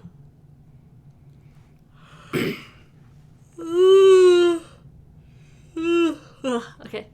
Before making my way to school this morning, I decided to make a detour to grab myself a Bang Energy. Seems like I'm going to need the boost of energy after all that happened yesterday. I mean, hell, even this short walk is leaving me panting. Probably a sign to hit the gym soon and work off some of this fat. But, like, fuck that. I'm going to the gym is a pain in the ass, and I'm already walking to school, so that should be plenty of exercise, right? Well, if I wanted to start making positive change in my life, I'm not exactly starting on the right foot considering I'm late. Let's see. I have to find Professor Nate Bestman's philosophy classroom. Ah, here it is. Step on snack. Cartons of Huel in the background. Lots of books with fiddly titles. Let's see. Road to Serfdom, The Fountainhead, Capitalism and Freedom, Atlas Shrugged, those are all Ayn Rand books, I bet. It seems like it, yeah. United Federations of Planets thing in the background there. I don't know what's on the laptop.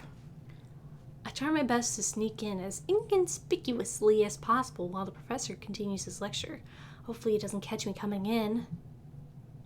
I see a familiar face with an empty desk next to him, so I take a seat. What's his name again? And that's why the only true enemy is willful ignorance. Awesome. Nate didn't notice me come in. Alright, now let's see if you guys understood at all what I was talking about. Who can tell me one of the problems with socialism? Oh no. Don't tell me the professor is just using this philosophy class to push his political agenda. I hope I don't see more of this. Anyone. Is he smoking? He seems like somebody who would have a cigar purely for aesthetics, but not actually smoke it whatsoever. Yeah, he just doesn't seem like the smoker kind. Yeah, not a smoking guy, because smoking is suboptimal. Yeah, it's so cringe. The class is silent. Not at all based. How about we have the new kid show us what they learned today? Shit. Sachiko, stand and deliver. I arise from my desk. The only thing I heard while I was sneaking in was something about willful ignorance. I'm not sure that's going to help me here. Psst, Sachiko. Psst, humanity is inherently lazy. What?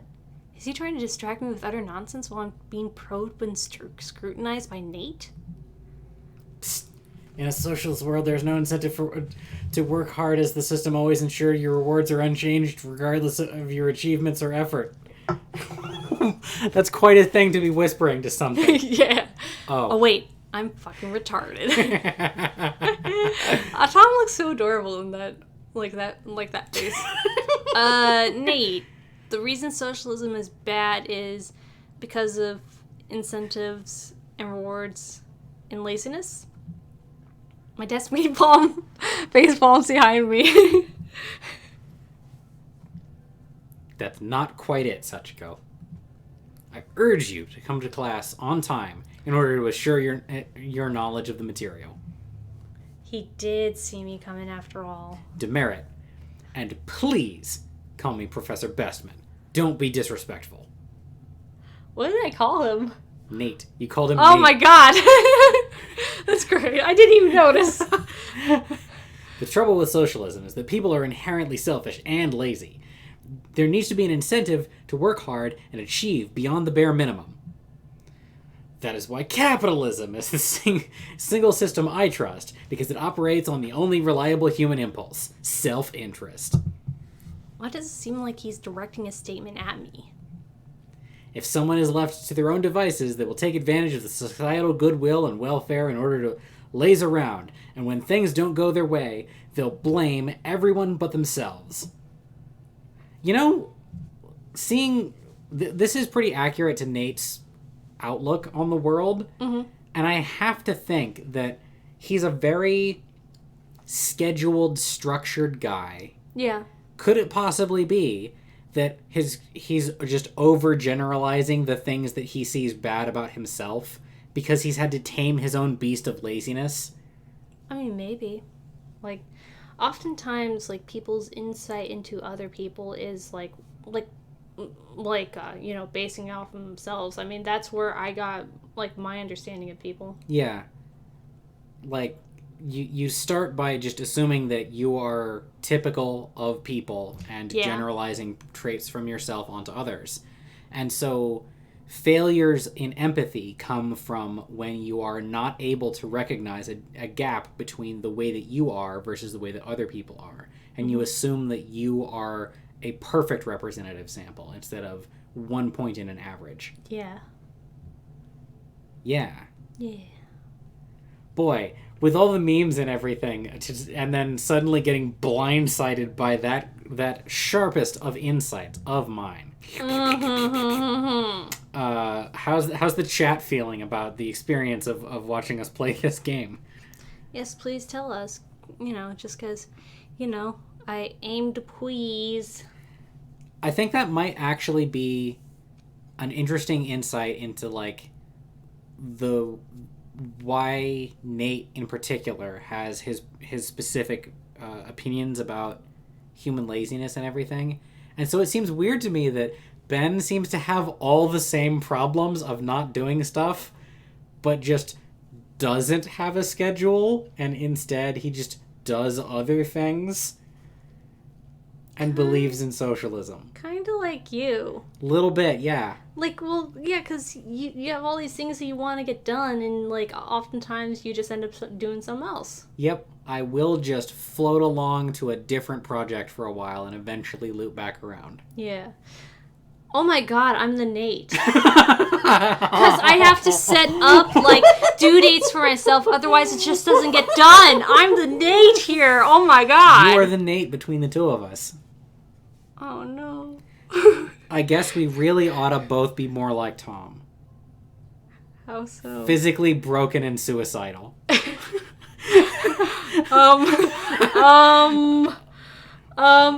I don't know if that's optimal. Follow me to the edge of human functionality. Together we can be games. Be the games you want to see in the world. Anyway. Yeah. But that's enough about that. It's important that you all learn to not let politics preoccupy too much of your time. Oh, yeah, sure. This continues the theme for this playthrough of us talking about something for a really long time before realizing that the text on screen is directly commenting on what we're doing. Oh, I read it beforehand, so I knew what was coming. I didn't whatsoever. I was too busy going back and forth between the soulful eyes of Tom and the hidden majesty that is Nate. Hidden majesty, yeah. Politics very easily turns into an opiate for the masses to distract themselves from actually fixing their lives. They want someone to blame for their failures. You have to rise up and work hard to get what you want. You only have one life. Don't ask for lighter burdens. Ask for broader shoulders. That's actually really good advice. It's interesting. Don't ask for lighter burdens. Ask for broader shoulders. That's if I remember correctly, that's a Christian proverb. I have no idea. I've never heard it before. It's specifically don't pray for lighter burdens. But instead ask for broader shoulders. Yeah, strength. Yeah. Man, he sure is passionate about this. But I want you to leave with one thing. Professor Bestman takes a contemplative pause before continuing. Everyone is responsible for their own happiness. All right, guys, that's it for today. Make sure to come into the classroom on time from now on. That was definitely directed at me. Sorry about all that. I was trying to help you out, though. Oh no, it's my fault for taking so long coming to school. It's cool, man. Cool. The name's Tom Oliver, by the way. Nice to meet you. Anyways, want to join me for lunch? I'll be hanging out with Mage and Professor Munchie in the art classroom. Yeah, sure. I have nothing better to do. It's interesting that this Tom is hanging out with Munchie after being thrown out of the art room yesterday. Well, he's got nothing better to do with his life. Wait, at the time of this game's production, well, it was before Tom did a lecture. So my theory still holds. Well, yeah, it's before, like, because the first lecture he did was Animorphs, right? No, the first lecture he did was Guilty Gear. Oh, fuck, that's 3. Right, yeah. Yeah, so, okay, yeah. This game has just been in production for a really long time. Yeah, it has, so I think at that point they just couldn't really change his denotation. Yeah, once you, like, write that much of it. Yeah, because they had enough to where, like the demo, like, decided where Tom would be already, I think. Mm-hmm. Which was already a year ago. Yeah. Yeah. By the way, kids, have you all seen my posters for the slime-based MMORPG that you can play right now in real life for free? Turns out Professor Munchie was the rowdy fucker leader all along. That makes a lot of sense, actually. The free part sounds great and all, but there really isn't any satisfaction to killing someone if there isn't any sick combat animations. You gotta feel that slice. This is very Tom. Oh, there's plenty of slicing found in our gang warfare, Juvie. You want me to show you how to !kill? Feel free to try. I'll drop kick spin dash the shit out of you. The situation seems to be getting heated, but I really don't have the confidence to step in yet, let alone necessary combat skills should things escalate further. Guys, stop it. Besides, Tom, I think that wouldn't help you in a real fight. Abigail says, you asked if the stream was okay and this is fun. Really like the analysis and discussions of all the history and the characters. You're both based. This is good. Oh, God, thank you. That thank is you for telling such a relief. Well, it's more relief to me because I seem to be the only one who cares about being engaging. Oh, I definitely care. Oh, I'm just not worried. Sure. Hence the, it's fine. Yeah, you have to just power forward and assume that you are the best. Yeah, and that's how you end up cringe. If you start from the position that, if you start from the assumption that you are the best person in the world, then your actions are guided by that spirit light, driving you forward to live up to the vision of yourself that you have already painted.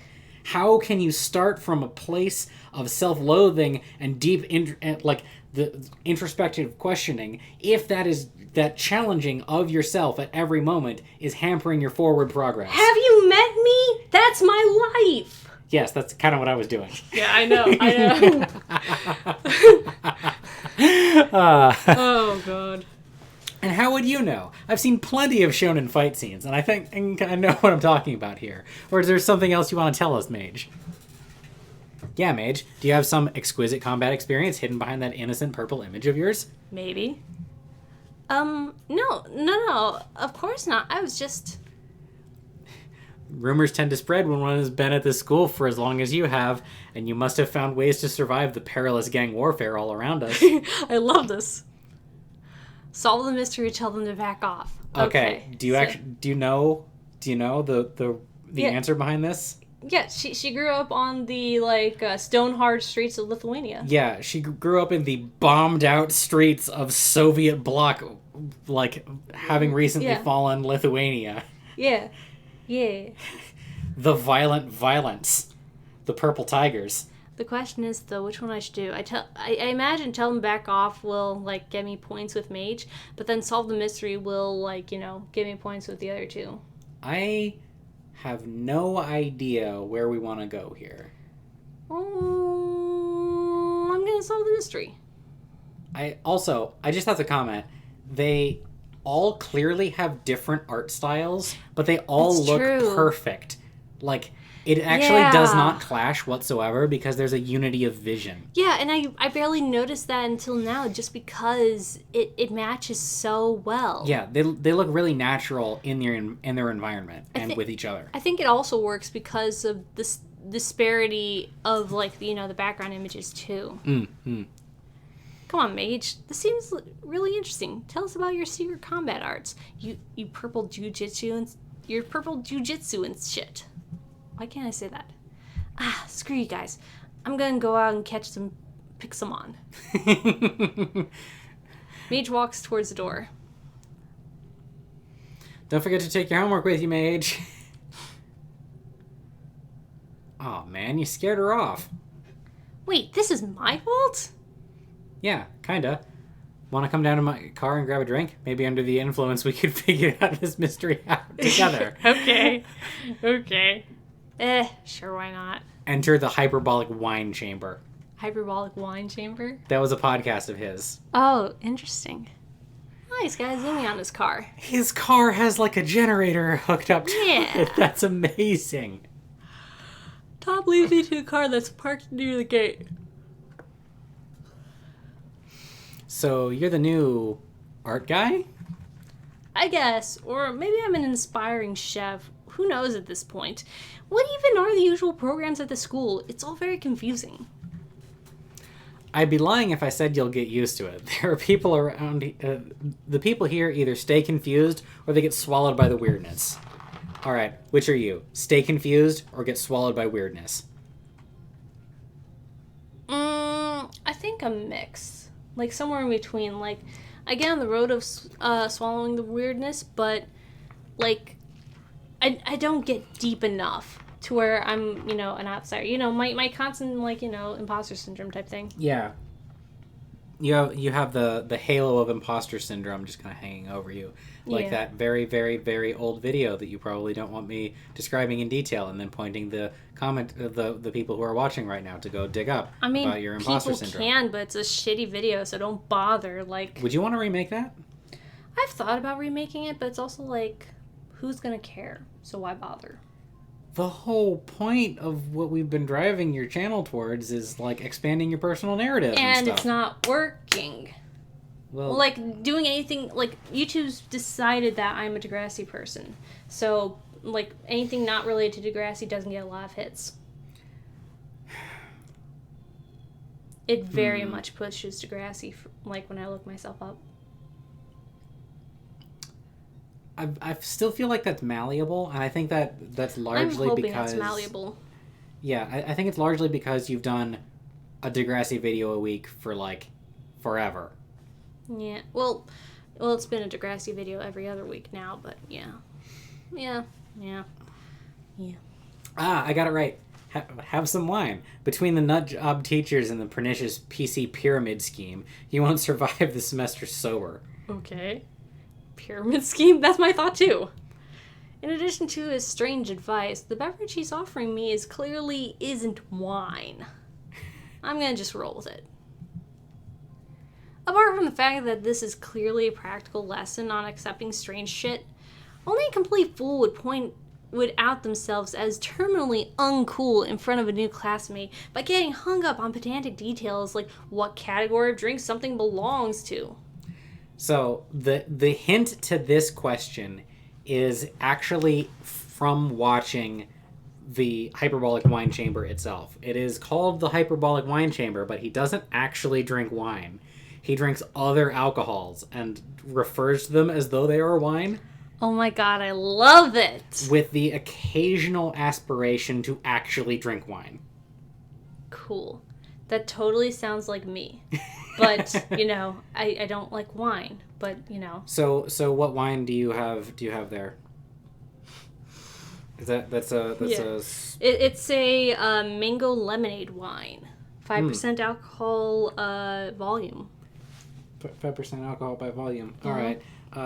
My wine is a well-breathed Diet Coke of a very recent vintage, which doesn't sound immediately appealing, but it is. See, when you drop the like brand names like that, then it kind of like brings extra like expectations. That's why I didn't give my brand name. Like I just gave the flavor, so then people can imagine whatever mango lemonade version tastes good to them as I'm drinking it, and they can like by proxy get the feeling that I'm getting. But you're all like, oh, but I live and die by my Diet Coke. Well, if you followed the scholarship about Coke, you would happen to know that the name Coke is actually a significant part of the flavor of Coke. I almost choked on my drink because I auto-completed with... If you know the history of... If you've been following the scholarship... If you've been following the scholarship, then you would know that Coke is one of the number one contributors to plastic waste. I mean, it's the biggest source of plastic waste in the house. Yeah, I do in the have house to grant alone. that. But, like, in the world, like, studies show. Ah. Yeah. I'm utterly unsurprised. Like, yeah, they kind of, like, they put up a, recycle thing, but, they utterly cripple, like, people's doing actually anything effective to, recycle and curb plastic waste. But yeah, I take the cider and clink the rim of my can on his as though we were holding wine glasses. I am apple cider. That's hilarious. Based design. Tasante. I've never heard that before. Me neither. I'm gonna have to look that up later. Dude, that was smooth as fuck. You get it. The wine is pretty good. Is it really such a great idea to be drinking if you have to drive home? This is home. He points to the sleeping bag in his back seat. At least temporarily. Call it Saintian minimalism. Oh my god. But I think it's kind of dope. Flushing Tom is very adorable. I think that's the alcohol flush. Well, it could be. It probably is, actually, but still. It's probably better not to ask why he's attempting to live in his car. Seems a bit early for that. You're in philosophy too, right? I'm sure that the professor of the class would love your coinage of that phrase. He definitely would. Both of them, actually. But for different reasons. The whole bifurcation of the philosophy course is such bullshit. Oh my god! Is the other philosophy professor It has Ben? to be! It has to be! Oh, yes. I mean, I guess there's a point to it, exposing students to different perspectives and stuff. Oh, for sure. If they didn't spend half the time making passive-aggressive comments about each other, they could teach an entire class in a debate format. Two best brothers bitch about philosophy or something like that would be so... That's hilarious! Welcome back to TBBAP. Two best brothers bitch about philosophy. Or as, people have been calling for, two best brothers bitch about politics. As it stands, you're probably better off reading stuff for yourself. Probably. You sure don't seem all that enthusiastic about PCPU. Well, it is kind of fucking depressing, to attend the classes of people you used to teach with every day. Oh no. Okay, so I guess they did have a... Okay. Well, if this was made, if his storyline was made primarily after his lecture, then that still supports my theory. Yeah, it could have been because he didn't have a spot in the demo really at all, except for getting kicked out, I think. Yeah, it wasn't until after the demo that he started really ramped up on the Azumi game and actually started making it. Yeah. The character predates that by a lot, but still. Because they found a new field and you didn't. At least not in time. Oh my god. Yeah. Oh no. This is a lot of Tom's real life right here. If you've actually listened to the Hyperbolic Wine Chamber, this is what it's about. Is the Hyperbolic Wine Chamber, available anymore? Yeah, it's still up. It's on the PCP channel. Man, why have I not listened to it? Probably because it was like 3 years ago. Probably, but I kind of want to listen to it because, you know, I'm invested in Tom's narrative. Yeah, I would look up this and maybe the Suicide Perch. That one might be a little heavy. Yeah, that was a bit much. Like, Yeah. I think I did listen to some of it. I am very invested here. Yeah. And I feel like my original gamble backed the right horse because, you know, you followed the Belt Saga, right? The Belt Saga is the saga of me giving belts to all the PCP members. Yeah, I don't think I'm up to date, though. Like, if there's been any new developments. No, but there is an old development, which is the very first entry in the Belt Saga was actually all the fucking way back in, like, 2014 when I mailed a belt to Tom. Yeah. Yeah. What do you mean by teach with them? Oh, Cutter Historical says Atasante is to your health. Ah, cool. Cool. Oh. Oh, poor Tom. Oh, this university used to specialize in only one field of study. Equine media analysis. We were the go-to school for anyone who thought gender studies was too useful a major. Digi and I mostly ran the place. That is until the autism scandal, of course. What? He takes a long sip from his beverage. We had a huge rebranding after that. More or less the same people are still in charge. We kicked out all the old students, though. I tried to find something new to teach. Tried out a bunch of shit, actually. Now I'm a code boy, but all my relevance is gone. All I have is this dumbass scholarship, and I'm pretty sure they'll take that away soon. Oh. Fuck all of this. Tom seems to have forgotten I was here. Oh, fuck. You probably should get to your next class, huh? See what Doomer philosophy has to offer you. I'm gonna skip this one. Not in the mood right now. Feel free to come over with some wine anytime, though. Oh, poor Tom. Oh.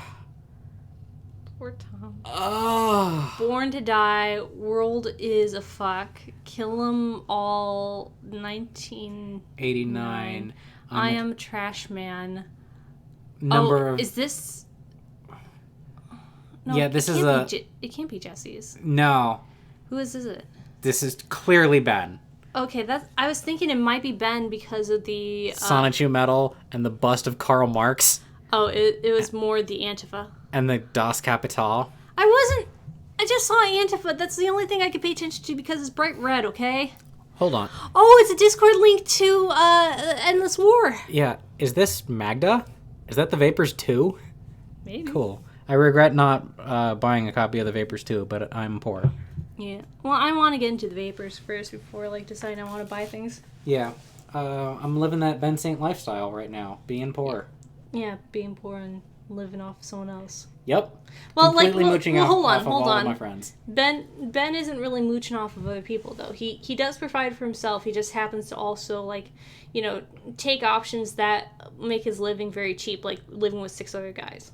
Or take options that make his living very cheap, like just accepting a lower standard of living than other people are comfortable with. Yeah. That's the true Ben Saint lifestyle.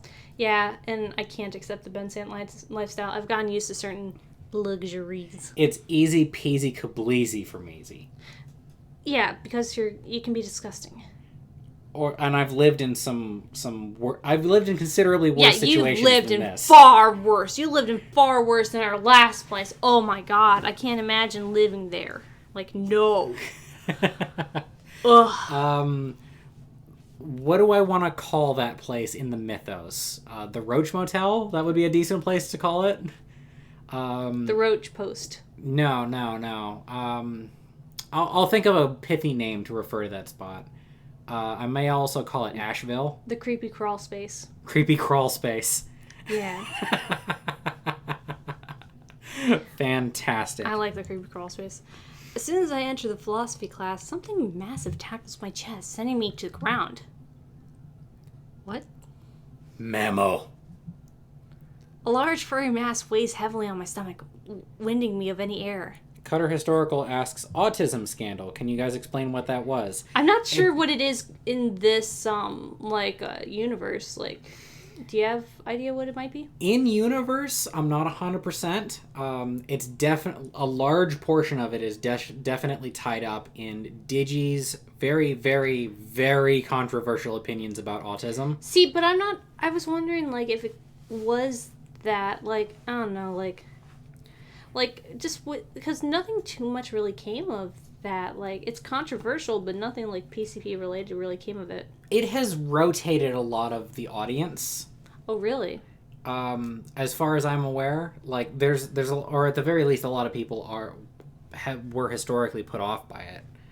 Yeah, I know that like at least a couple of the members like aren't really up on his like autism scale. Yeah.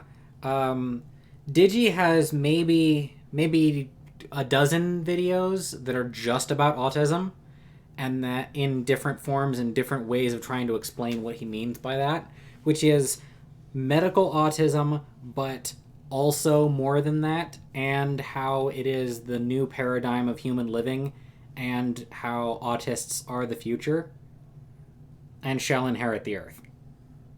We'll see what it means, like, in universe, though, because I'm not entirely sure. Yeah. It could also mean when everybody kind of broke away from Pony. That's why I was thinking it might mean, because, like, that would make sense for Tom's story, but then, like, I don't know, we'll see. In Tom's personal narrative specifically, I would imagine it has a lot to do with him getting fed up with the kinds of people who were following him and the demands that they put on his opinion, that he not be too negative about the things that he had negative opinions about. Oh, really? Yeah, that was the big reason why he was so creatively unfulfilled in the Pony Sphere.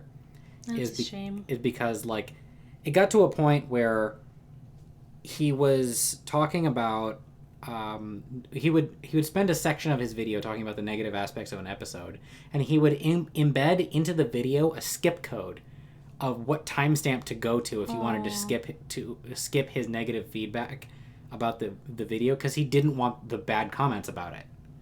Oh boy. Which is very like a cycle of destruction. Yeah, definitely. Help me. Oh, by the way, just so you're aware, they were the only good Pony analysts who actually did analysis more than 3 times ever. The only other person who was any good that I remember was Anthony C., and he stopped after episode 4 of his show, and then went to a once every year and a half schedule. Yeah. Which is crazy. I mean, presumably he's in other stuff. I know that he did a lot of crossovers. Mm-hmm. I know when Mage did her Halloween crossover where she, like, killed everyone. What? He was in that. My scooter is shedding all over me. Shedding. Didn't I say that? It sounded like shitting. Oh, gosh.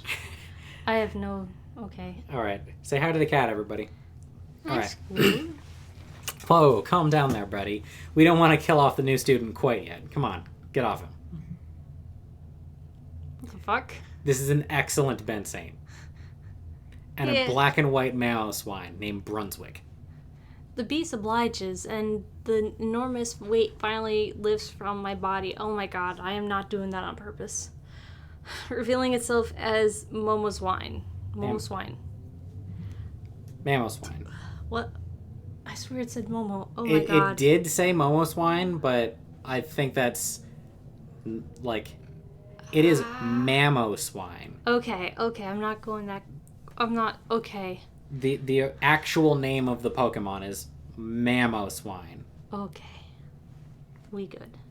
Sorry about that, but Brunswick here just really loves to charge right in. To a fault, really.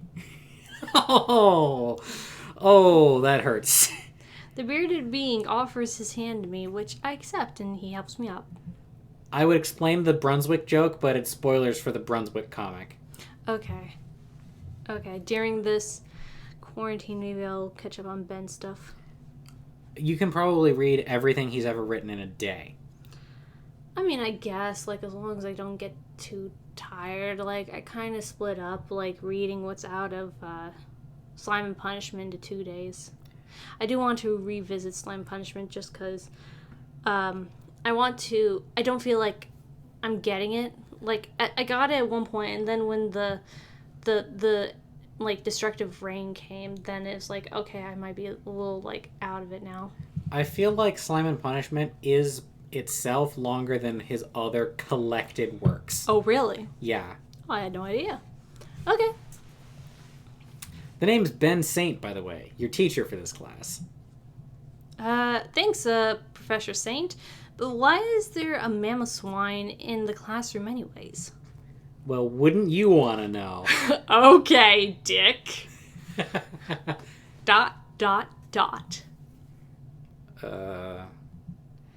Yeah, I would. Oh, right. I guess I can just tell you. Okay. Brunswick here is an old friend of mine who bravely died in the line of duty during our travels. Escaped covertly from Pokemon Hell to battle in a well-known 3rd PCP Royal Rumble in order to buy out his freedom from a certain evil specter. But unfortunately, he lost the Rumble to a literal arm and now has to live out the rest of his numbered days in hiding to avoid being dragged back down to his fiery abode. Oh, wow. Damn. Was he a casualty of one of Ben's, one of his original Nuzlocke. Yeah! Yeah, before he started doing Nuzlocke streams. Nice. Pokeballs lining my belt, draped in the cloth of Brunswick's pelt. In other words, he's our class pet. Swine. Right. And is very important to me, so you all better treat him with extreme care. Oof. If any of you fucks dare let anyone else know he's here, you will experience a fate far worse than Pokemon Hell. I'll guarantee that for you. Damn. The class goes silent at that threat. Memo. Okay, enough of that bullshit. All you better is sit down and shut the fuck up. That's very bad. For those of you who don't know me yet, Ben Saint at your service, your science, and, for this class, the only worthwhile philosophy teacher. But more importantly, your resident and confirmed best kingpin, the cop killer, ready to exclamation point dab on all the haters. Exclamation point dab, dab, dab, dab, dab, dab. All right. Yeah. Gotta actually. I was. dab. Yeah, that's what I was doing. Yeah. Yeah. I was holding my phone so I can keep an eye on the chat. I was holding the scooter, keeping an eye on the scooter so she doesn't bump the mic. Wait. Slick dab. Slick dab. Oh. Slick dab. Nice. You can't see us, but I can see us, so, like, it's funny, so just laugh. Yeah. Just laugh. We're gonna do something with that joke in the future. We are? Why not? Why not have that at the end of an episode of yours? Like, okay, let's see if I remember. Okay, I Slick dab. guess this is my new thing. Welcome to my brand. Yeah. This is a brand. Suddenly, half of the class gets up from their seats and exclamation point dabs along with them aggressively, while the other half disapprovingly shake their bodies about in response. Abigail says dab. Uh-huh. So this is the cop killer's leader, huh? Do you recognize Abigail as one of your other watchers? Abigail, did you join because I tweeted about it? I might have seen Abigail around, but I don't remember things well, so don't trust me. I don't recognize you, but I might have, like, talked to you before. I don't expect anyone anywhere to be so up on the stuff that we like that they would also know, like, PCP lore, except people who found us through PCP comments. Yeah. Like, people who, say, saw my guest spot on Pantsu Party's stream. That wasn't really a guest spot, but I'm not gonna talk about it. All right, it was a caller. Whatever. I'm calling it a guest spot because it makes me sound more important. I mean, which matches my ego, which is very important. My ego is very important, and that's why I talk about it so much. Yeah. So I can give it appropriate spotlight, which is how it takes in nourishment. If I have talked to you, Abigail, then I'm gonna give you one massive Gomen Nasai.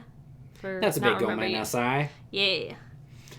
Be sure to also check out patreon.com/Ben Saint to give me money so I can keep dabbing forever, bitch. Dab, dab, dab. Dab, dab, dab. I love the meme of patreon.com/Ben Saint. Just... First time on this channel was looking for the dating sim on here to see if anybody played it and found the stream. Ah, cool. Well, cool. I'm very involved in a lot of the procrastinators' media and etc. We have a lot of, let's say, cultural crossover with them in a purely one-sided direction. I encourage you to click on the Discord link in the description and join our Discord server and talk to us about cool stuff. Yeah, we do, well... episodes aren't really coming out anymore, but we do have a podcast of our own over video game footage where we talk about, analysis type stuff and serious subjects that longer form versions of the interreading the... I'm more eloquent. Drunk right now? I'm more eloquent than I am, I'm more eloquent in those than I am right now. Because I usually don't drink when we're recording podcasts. But yeah, if you like what you hear here, then you should definitely check out Tap, The Arch Plays. This is definitely more, what we're doing right now is definitely more of a traditional Let's Play. Mm-hmm. The Arch Plays is just Digibros, but with different people. Yeah, exactly. He's definitely a lot more in the PCP sphere than I am. PCP members actually fucking recognize him, where my only claim to fame in the PCP is, they played my voicemail once. I am eminently recognizable. Yeah. Yeah, I'm more of the, I'll listen from the sidelines type. Yeah. He seems pretty cool. Alright, I gotta plug my phone in so I can keep looking at the chat. Plug your phone, plug your phone, plug your phone, plug your phone. Okay, alright, settle down. We unfortunately have to get back to the boring school bullshit now. I mostly don't really give a shit what you do during class. Just don't interrupt me while I'm talking and we'll have a swell old time. Man. I kind of like teachers like that a little bit. Did I ever tell you about the one... Oh, God. So I was organizing my backpack during, government class, and the government teacher told me to stop, and it was but I need to be doing something, otherwise your class is boring. I listen, and I'm interested, but I need to be doing something. Yeah, the problem of... that we have whenever we watch, long-form audio content... Just need to be doing something you need The Sims or something. Yeah, something menial. Not quite The Sims anymore because I spend too much of my brain energy thinking about it. But just something stupid that I can pay attention. I can pay the rest of my brain attention to. Pokemon. A little bit. It depends. I do hand out nuggets of wisdom from time to time, though. So do watch out for those if you're interested. Yes, he does. And you know what? As a special treat to start today's lesson off, I'll hand out one of those nuggets for free. Consider this. Anything you ever think about consuming is nothing but a lie placed before you by the capitalist hierarchy in order to siphon power away from you and towards the upper echelon. Okay. This is why he's my guy. Oh God, not again. And if you do nothing to oppose the system, if you choose not to stand by the people who oppose it, then all you are doing is endorsing the status quo. I unironically believe this. This is 100% something that I believe in. Yeah, this is why I'm drawn towards Ben. I was interested in watching the Labels and Light Novels videos. Saw half of it before this started, and I'll check out the channels in Discord properly afterwards. Yeah. Okay, yeah. Yeah, cool. Cool. I don't know what else to say. I feel like I should say more to this, but it's also like... I don't know. Like, cool. Well, part of my plan was definitely to draw people in by using the game as a hook and then being interesting. Yeah, I And don't trust myself to be interesting. that's why you have me. Yeah. I'm also bad at marketing myself. I've got a bit of a digi problem. Mm-hmm. I noticed that, yeah. Yeah. Yeah. Abigail says, cool. Cool. Cool. Cool. That's a reference to a previous live stream of ours. Yeah. Hotchful boyfriend is beautiful. You might as well be ciphering that power to yourself. That's it. I've had enough of this. Professor Saint. Oh, please drop the title. It's just embarrassing. Okay, Ben. What the fuck does this have to do with philosophy? You're taking a real hard left turn here. Huh? Why the fuck else are people depressed if not for this shitty system fucking them over? This is clearly foundational stuff that I need to teach in order to understand why we're all doomed and fucked and how we can change that. I mean, I guess so. There's a nugget of utopianism buried in the bottom of that. Yeah. Like, the hierarchy of philosophy to utopianism is, like, totally inverted in its presentation compared to Nate. Yeah. I think they did a really good job of contrasting them as opposites. Yeah, I think so. Their color palettes are a little contrasted, too, because Ben is, like... Nate is very bright and shocking, while Ben is, like, a bit toned down, while still a little bit shocking, but very dark.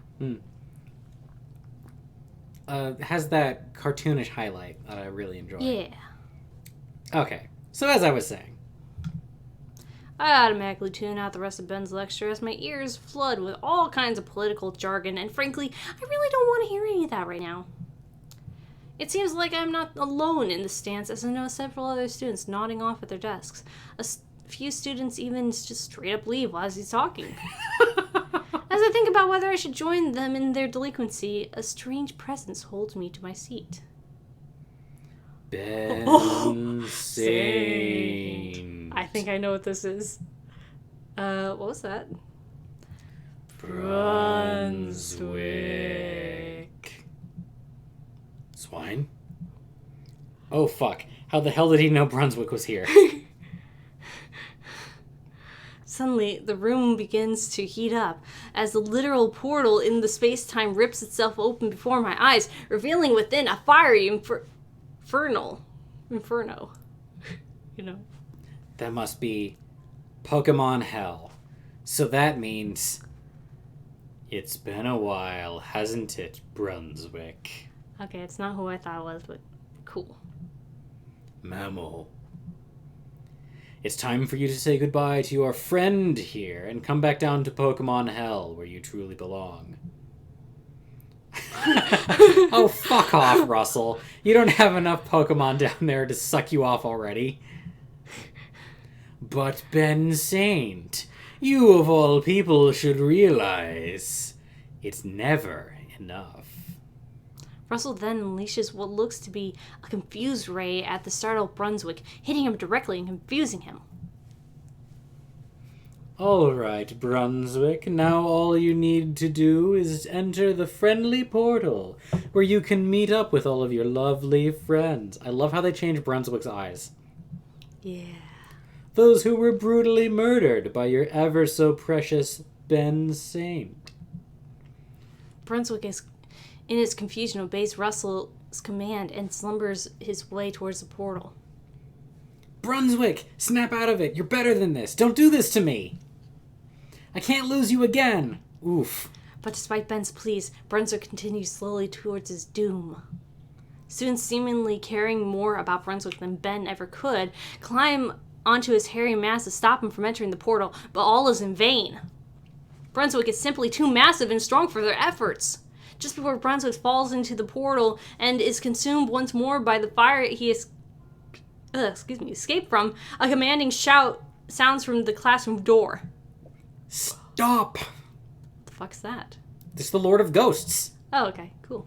I don't know much about him. Like, except that, you know, he fucked with things in, like, Endless War. He's definitely the kind of guy who would be a best friend and not at all hypocritical. Cool.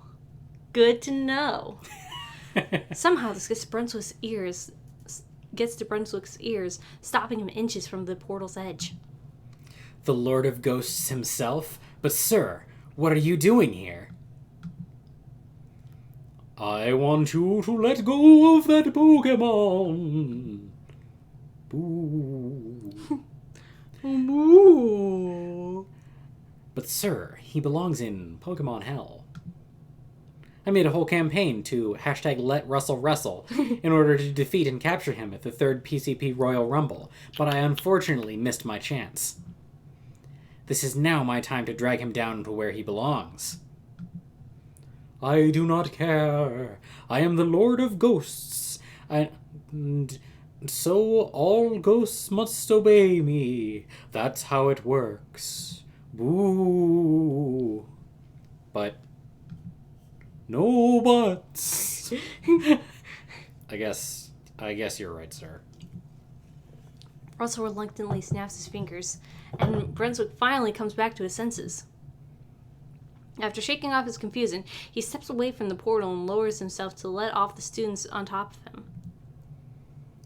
But do not worry, Brunswick. Despite not getting you this time, I will bring you back to Pokemon Hell soon enough. Swine.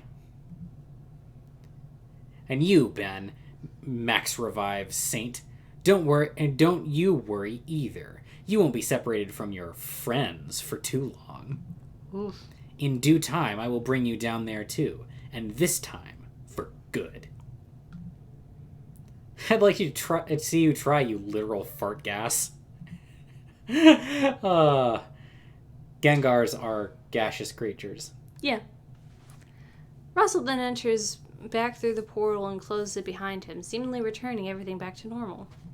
I apparently am not super up on my Russell lore. I thought that the PCP Royal Rumble was the jumping on point for following Russell's lore. Mm-hmm.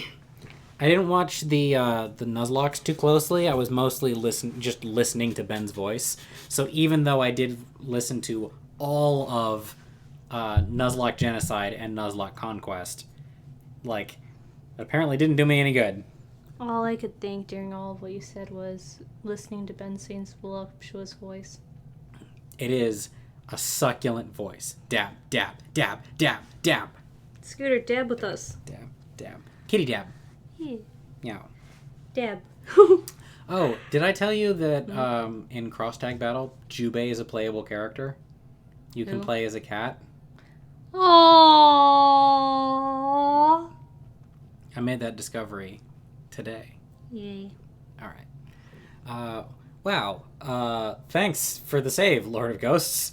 Even though we were previously enemies bent on destroying one another, you helped me out big here. Do not mention it, for I am the Lord of Ghosts. That is what I do. Aww. Boo. Blush. Boo blush. I, however, must go now, so bye-bye. Unlike Russell, the Lord of Ghosts uses his classroom door to leave, as far a more considerate exit for those who are easily spooked. The Lord of Ghosts guy must be a real Samaritan, though, helping Brunswick out like that out of the blue. His voice sounded awfully familiar, too. Have I met him before? Oh, no, definitely not. No, I don't think so. Nope. I'm pretty sure not. I've not met any ghosts before. Exactly. Okay, so which one of you fucks tattled on about Brunswick being here? Nobody replies, obviously. Fucking typical. Whoever you are, I will find you, and you will suffer my wrath. I guess class is dismissed early today. I need to find a new place for Brunswick before Russell decides to make another visit. Mammal. Ben and Brunswick leave the class, and soon after students start to file out, too. Man, this class started to take one hell of a turn. Good thing it all worked out for the better in the end, though. Wait, Where's my bag? I'm sure I left it next to my desk where the portal Oh. Well, that's great. Fuck you, Russell. Fuck you. I bet Russell, who is a real person, worked on this game. Real person? Yeah, there's a real person, Russell. Oh, yeah? What happened? Okay. He was at the PCP meetup. Nice. Oh my god, it's Euless from S4. Yeah, you remembered her name? I don't know why, but yeah. Why did his classroom change, by the way? Whoa, there's a Kusomega poster? Man. Where? Right here. I wrote this in a day. I mean, nice. Yeah. Getting Dead. Demon Days, the album that he listened to so many times in a row that it became white noise. My Sword is Unbelievably Dull. Man, there's a lot of deep digilore in here, including... Yeah, scratched out, a seasonal chart. Wait, isn't that A Sense of Bookworm? But it's... A Sense of Bookworm is good, guys. Where? Right there. That's just the seasonal chart at the time. I'm sure that's just a screenshot of what the seasonal chart was. I don't care. A Sense of Bookworm is good, so that should not be on there crossed out. It's probably not just crossed out. Look, it's probably just shading. I don't know about that. Maybe.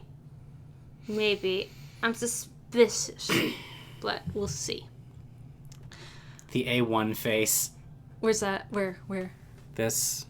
Okay. I just saw a face and I didn't read it. I love that it's how the marketed instead of how they marketed.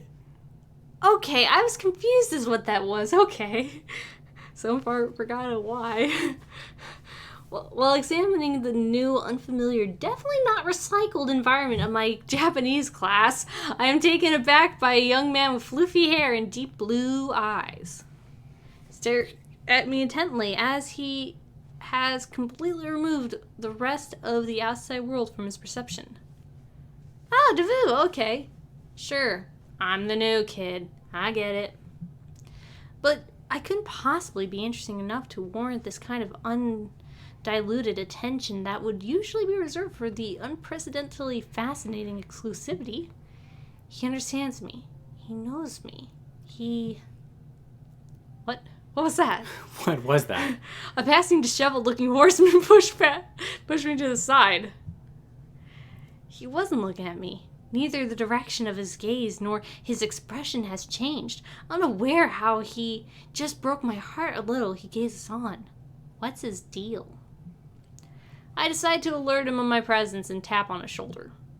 Hi, I'm Sachiko. So, you are Professor Digi's student in this class, right? More like his assistant. Friggin' Makise Makise Kurisu. Makise Kurisuing all over the goddamn place. I'm kind of a big deal. He does a silly, low-pitched voice, implying that he's at least partially joking. I'm just not sure how much. I'm kind of a big deal. I know that he did that. I, intellectually clock it, but, it's been such a long time since I've absorbed Davu content. Yeah. Well, I miss that guy.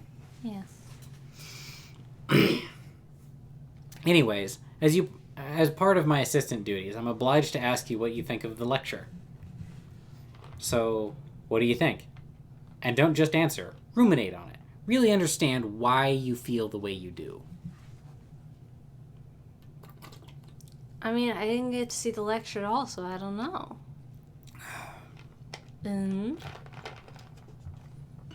Is that his blog? Yep. Nice.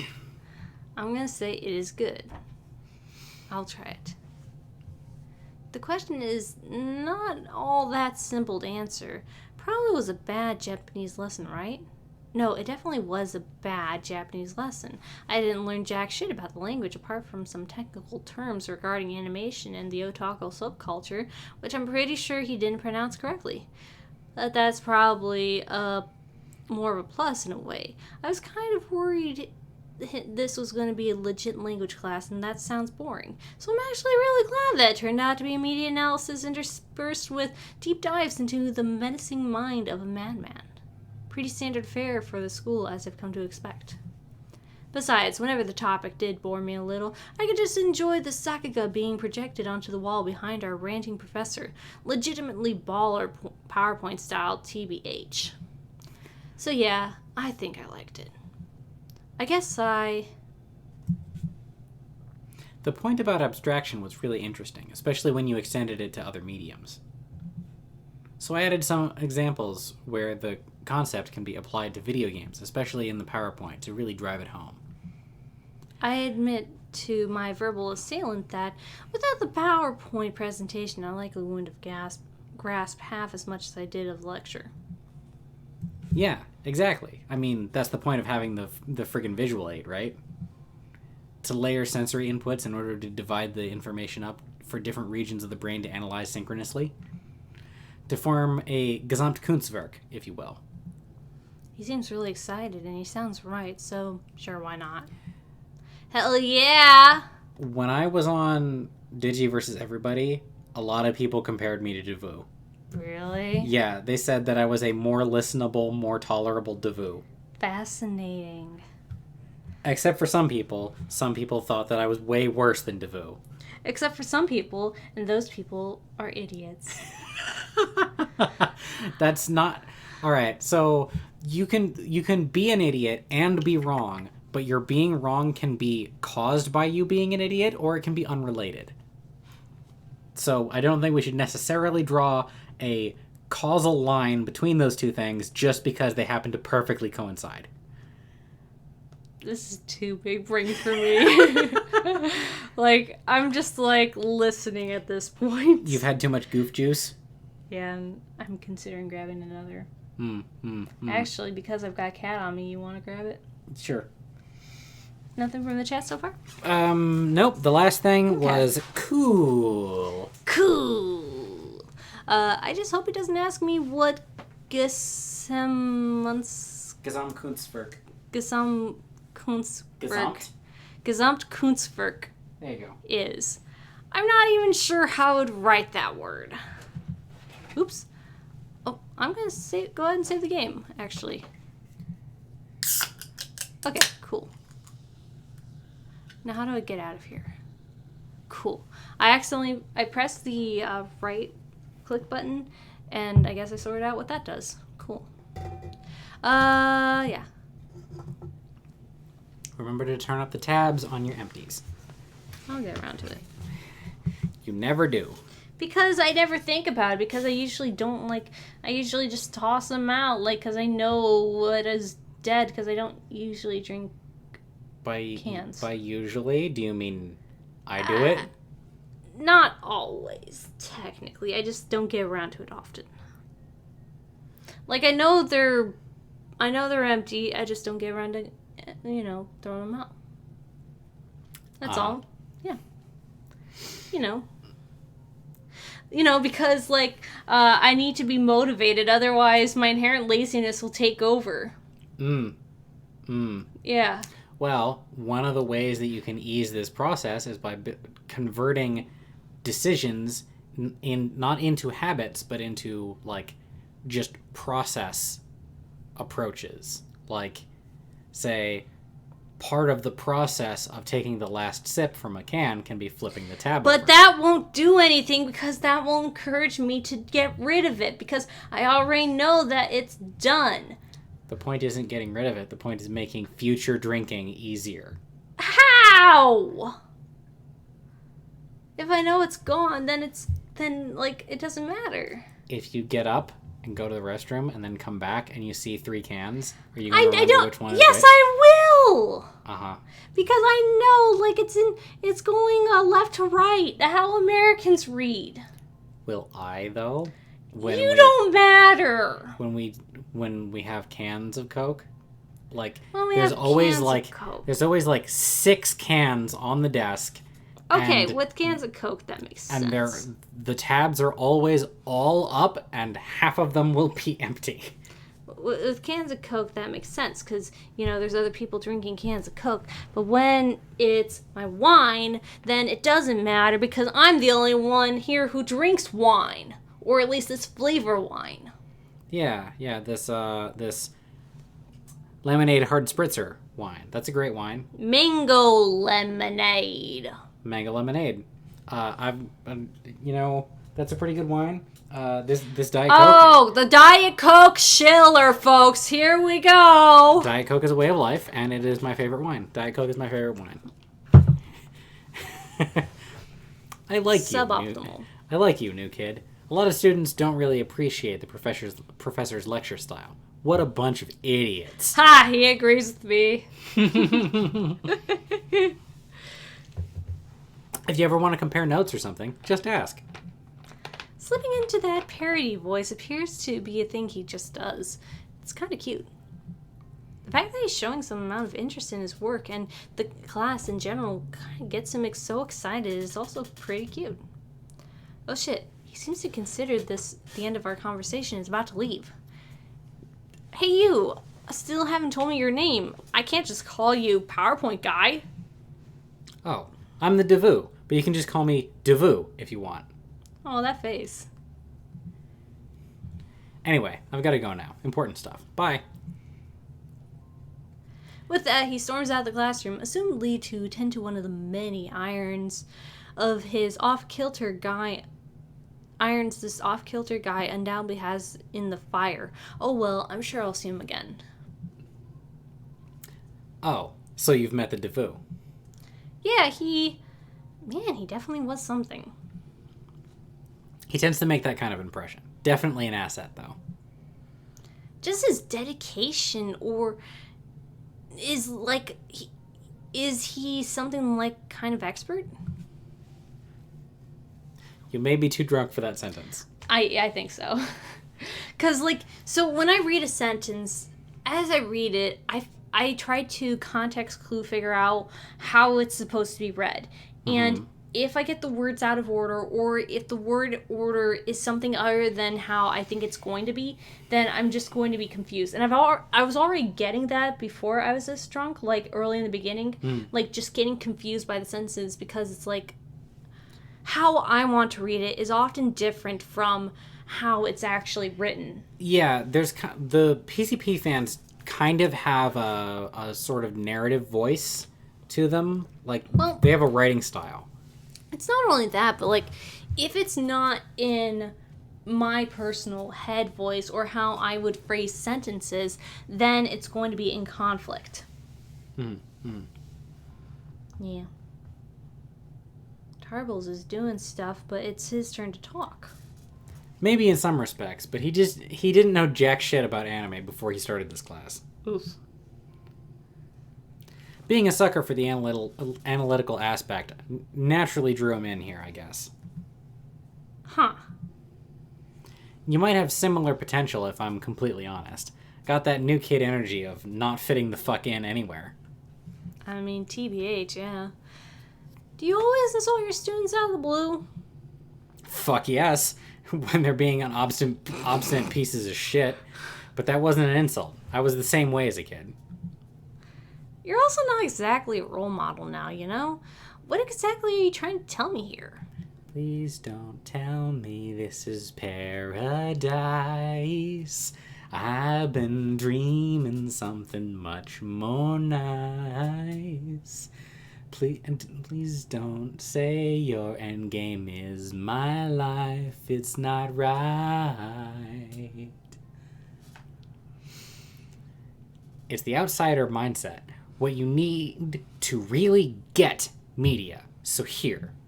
He hands me a piece of paper with nigh ineligible handwriting on both sides. So basically my handwriting. Illegible. House of Leaves? I thought I said... Maybe I didn't.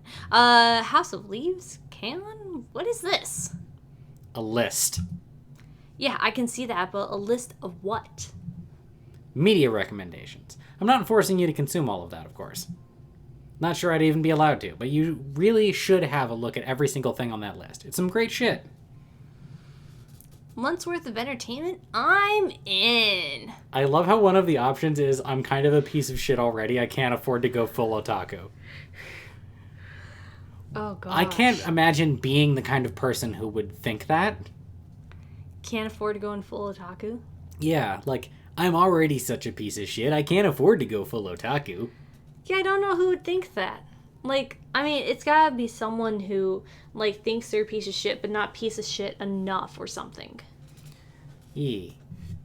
I'm gonna say a month's worth of entertainment. This Man, this is really a lot. I know. I understand if you don't. That's not what I mean. That's a lot. How long did it take you to compile this? A day? Maybe 2? I'm sure it's incomplete. Not that being complete even means much in that context. How depressing would it be if I already knew about all the exceptional media?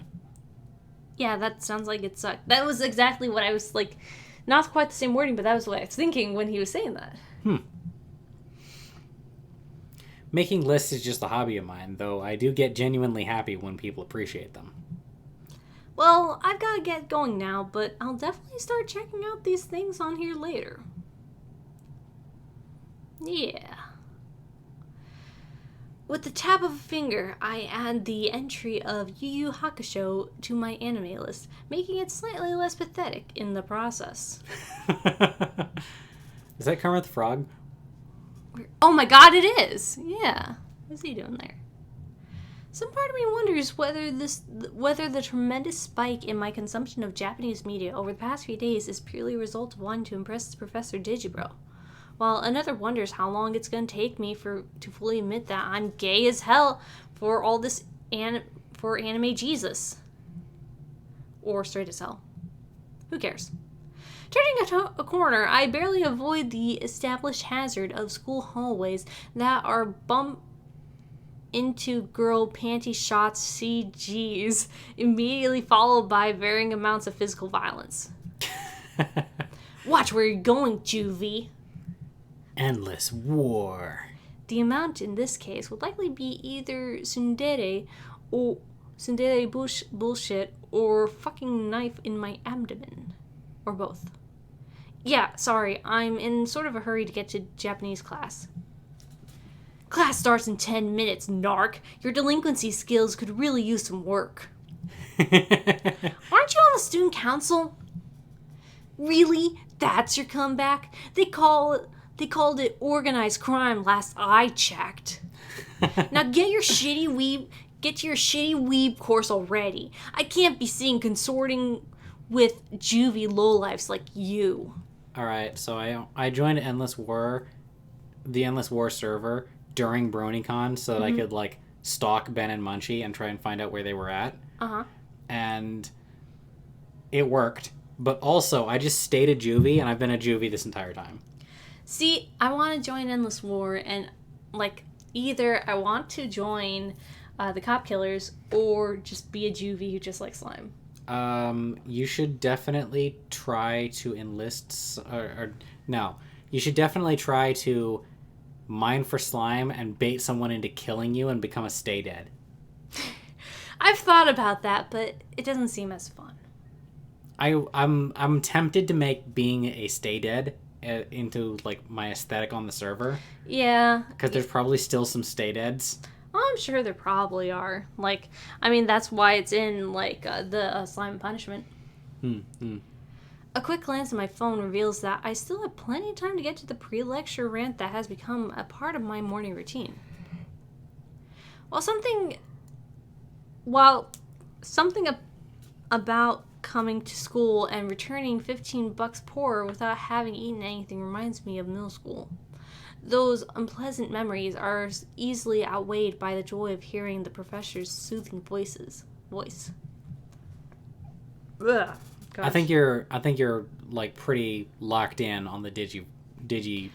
I might be, because it sounds like that. Like, I'm going back to Japanese class and I'm going for pre-lecture rants. Yeah, I might be stuck here, but I want to, like, romance Ben or Tom. Yeah, getting onto the Ben or Tom track seems like you would have had to have... I can't tell if you had to have said no to people before, like given bad answers to people previously, or if you just had to, like, encounter somebody differently. Like, what would have happened if you had gone to the park? Did you lock into it when you went to the library? Maybe. Like, typically in visual novels, if you give someone a positive, like, interaction, but don't, like, on purpose, like, keep going down their track, then it usually isn't a hindrance, but damn. I slammed my 15 Yang bucks onto the desk with a little more force than strictly necessary. Hey, Digi, what do you want out of life, romantic or otherwise? Goals, plans, Machiavellian schemes, whatever comes to mind. You're buying rants from him at Lake Rant for $15. Yeah, I love it. Like, I had a feeling the pre-lecture rants was, like, related to that, but oh my god, this is better. Well, as the people who have been around for a while surely know, I was one of the founders of this place, and my ethos is kind of the same as it was back then, which is that the main point of generating income is to support the creative ventures of anyone who has something to offer. This is essentially a front. Like, sure, we disseminate information to relate it to students in a manner that is more digestible than the impenetrable vortex of human knowledge we got it from, which is what universities are for, I guess, but that's not the main point. There are more effective ways of telling people the facts. I love this is just a rant. This is just a Digi rant, and it's so... Like, I've read so much Digi that this is so smooth for me to deliver. Yeah. Did you notice how I went from, like, fits and stutters to just talking? Yeah. There's something mesmerizing about the way his scraggly beard moves as he talks. I found myself pondering titles of the preposterous light novels that my life has become. I fell in love with my teacher, but I'm the mysterious transfer student and have to catch up on decades of Japanese subculture to win his affection. In terms of relationships, I definitely want to settle down at some point, and since I'm acutely obsessed with being understood, which is kind of why I even do this in the first place, the only person I could spend all of my time with is somebody who's essentially me. Some girl has started talking to me on social media recently, and that's kind of promising. Oh, no! Wait, what? You're about to get cucked Girl? You're gonna get cucked by May. I am. Fuck! Who? What social media? You have to listen to me. The bell rings. Well, that's it for this rant. Thanks for your contribution to the Digibro Niche Art Foundation. Take a seat. Class is on. I want to protest, but This is fucking great. do as I'm told, since I don't actually have any kind of persuasive argument in favor of immediately breaking off contest with this devious e-girl. So the Devu has had some of his own stuff to do, so we don't have a PowerPoint presentation for today. I love the characterization of an analysis video as just a PowerPoint. Yeah, exactly. And I love the idea that because there's, like, Devu's not there, there's just no, like, visualization. Mm-hmm. Which is just as well, since I wanted to try out a test I've been thinking about anyways. Here's a list of some anime. I want you to write about whether or not you like each one and specifically what you enjoy about them. This should take, like, an hour and a half. You can talk if you want to. Wait, we can talk during the test? Sure. I don't really know why you would want to write down someone else's opinion. Brutal. Damn. That's amazing. Who are you? Arcada? Ooh! What's the reference? Shots across the bow. Arcada is another Anituber. Oh, okay. Okay. Yeah, that's some digidrama that I'm not familiar with. Just don't talk to me. I want to get some writing done. Okay. With that, he opens up his laptop and starts typing, leaving the classroom in confused though fleeting silence. 1.5 hours? That's not enough time to write a proper friggin' thesis on any one of these. I only really hear the start of Devu's complaint. This is it, my chance to prove myself. A project so supermassive to catapult me into that exclusive group of people whose opinions on anime Digibro respects. And so I start writing. Dot dot dot. Dot dot dot dot dot. Dot dot dot dot dot. Rot. Okay, hand in your essays. Let's see who's a plebe and who's a weeb. The grading process is unusually quick, with Digi often just reading the first few lines of text before scribbling something onto the paper and placing it into another pile. Impudence screams that he should at least consider the first 3 paragraphs before forming an opinion, emanate Emanate. from all over the classroom, but they fall on deaf ears. Occasionally, the professor erupts with profanity-laden soliloquies. This isn't even a hot take. Who the fuck disagrees with this? Needless to say, the mood is tense. Here you go, Sachiko. I could have done with a bit less purple prose, but there were some interesting points in here. At least you didn't drone on and on about how you don't actually care, how you don't typically care about X type of show, like most of these Jeff Thuian fucktards. Ooh. Ouch.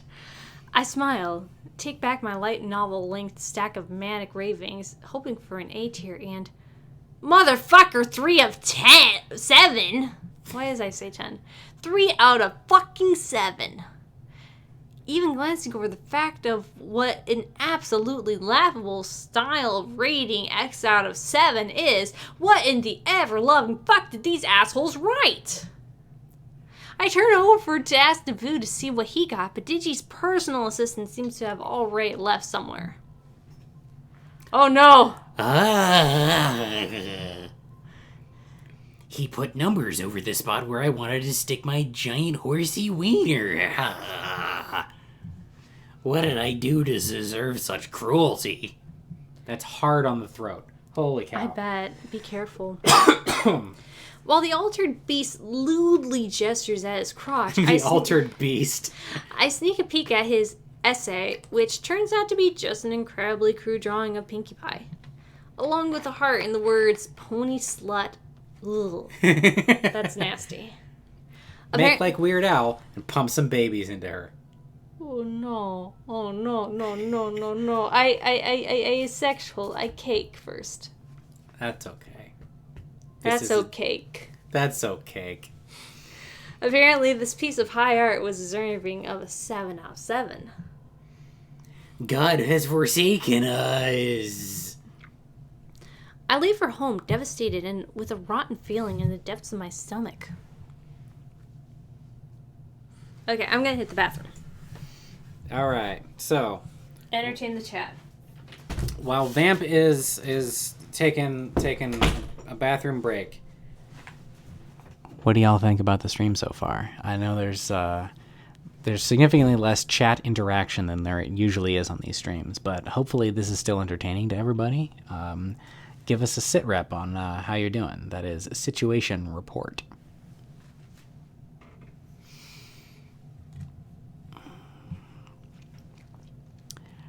I think that the visual novel here, the dating sim, is going pretty well itself. Like, I like what I'm seeing so far. There's lots of like deep lore and reference hooks, and if I don't fully understand where somebody is coming from, or all of their details, I feel like I would still have a good time and still be able to get enough of the essence of these people.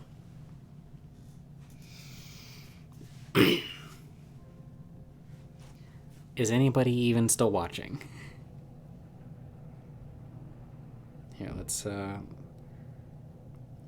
reload the comments and see what's up. Switching to live chat. Yeah, okay. So nothing has happened.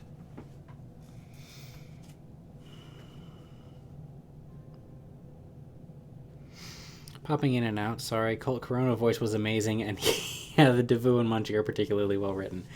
I'm glad that you appreciate the Colt Corona voice, because literally of everybody's, like, all of the impressions that I've actually tried on, that has been the hardest one to pull off, just in terms of like the physical challenge of it. And also, you may not be able to tell this, but I haven't heard anything from Colt Corona in like 3 years. Wait a minute. I just had a galaxy brain level thought. Mm-hmm. So, Trulies are considered... No, I guess they're not considered wine coolers. Fuck! Never mind. Shut up. I never talked. Okay. No. What? Tell us. Share it with the class. No! So, my thought was, Trulies are considered wine coolers, right? So, I'm kind of drinking wine. This is your greatest idea yet. What? Like, I've had better ideas before. Like, you know. I said idea. Idea. Well, it's a reference to a Digi series. The thing is, it's not a idea if I'm not high, because technically You're too far away from the microphone. Technically, I'm not high, because, like, alcohol's a depressant, so I'm depressed. Wait. Popping up or down or hey, whatever keeps the play up. Kinda, yeah. Definitely feeling that. Hold on, let me get this shit out of my nose. Can you tell that I am the deepest lore Digi boy? No, I can't. Thanks for telling me, otherwise I would not have noticed. That was a lyric from Manic High, Manic Low. Oh, goddamn. Goddamn Batman? Well, that's... I'm the goddamn Batman. That's as good as that's getting. Don't you like how you do an impression of something and it just keeps, like, every time you do an impression of something like that, it's like doing a photocopy of a photocopy and it just, like, distorts wildly and it's playing rapidly. telephone. Yeah, you're playing telephone with yourself. Yeah. The bastion of academia looming above the city is easy to spot, despite being the only source of light being... A little closer to the mic. Despite the only source of light being an enormous illuminated billboard on the other side of the street. The positioning seems almost spiteful, seeing how it advertises another university. The text on it reads, "What's in an OP? Does SAO still suck?" How long will the sponsorship segment be? Find out at the Thuniversity. The Thuniversity, okay. That's incredible. The Thuniversity. After this ad for Naruto Online. The 20-minute tutorial I watched on lockpicking proves useless as the door to PCPU simply swings open. What am I doing here? Like, did I miss something? Strangely enough, there still seems to be a light burning in the Japanese classroom. More specifically, it looks like the blue glow of a monitor. The blue glow. Chase the blue glow.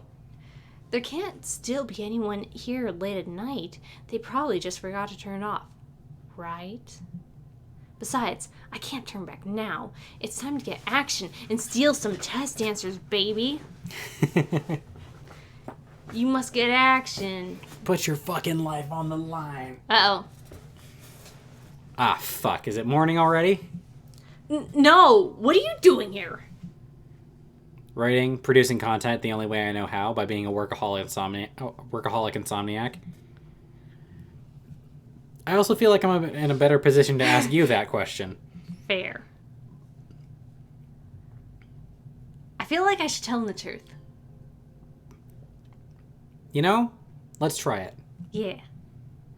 Okay, this probably sounds really fucking stupid, but I had to find out what makes my taste so shit to be deserving of a 3 out of 7, so I made a plan to steal the answer sheets.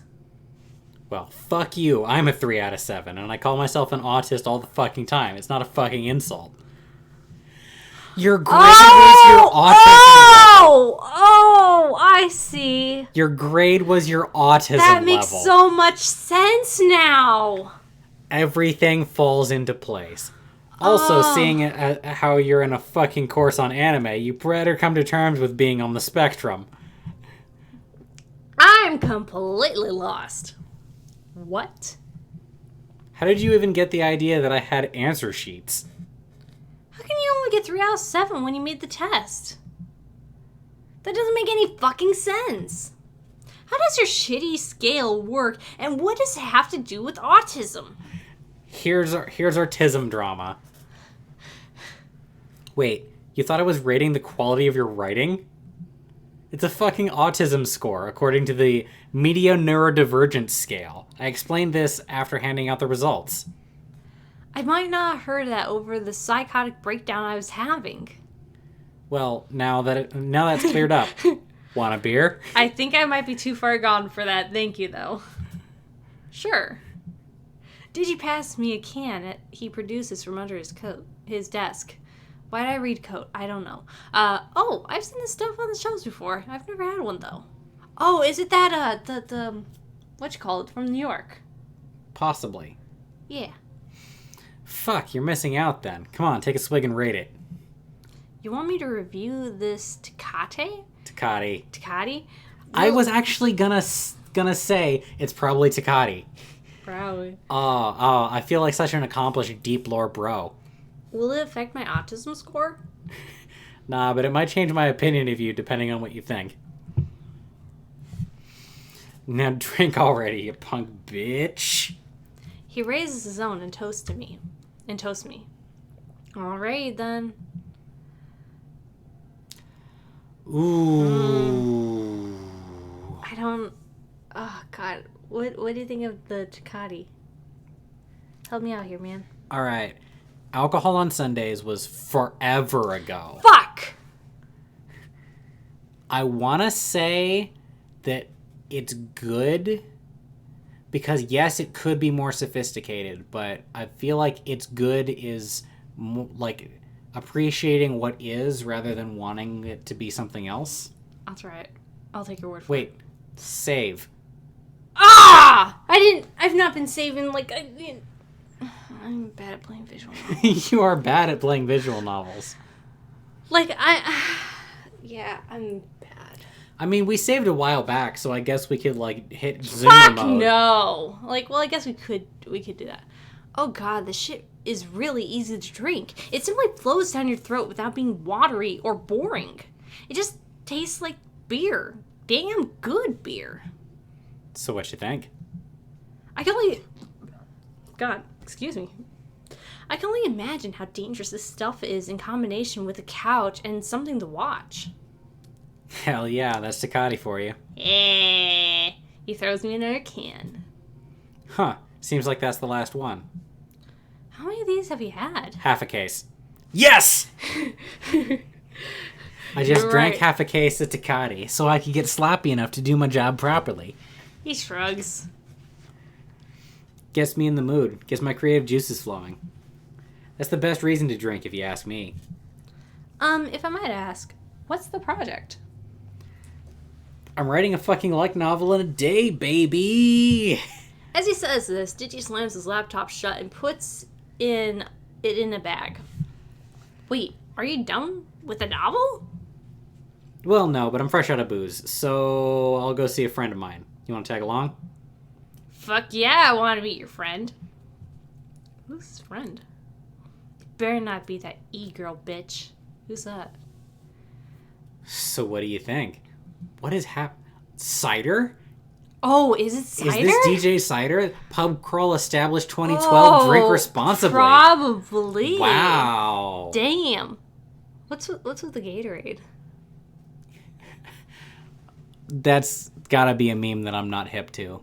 Probably, yeah. I have to imagine it's something like pound a Gatorade in order to stave off hangovers or something like that.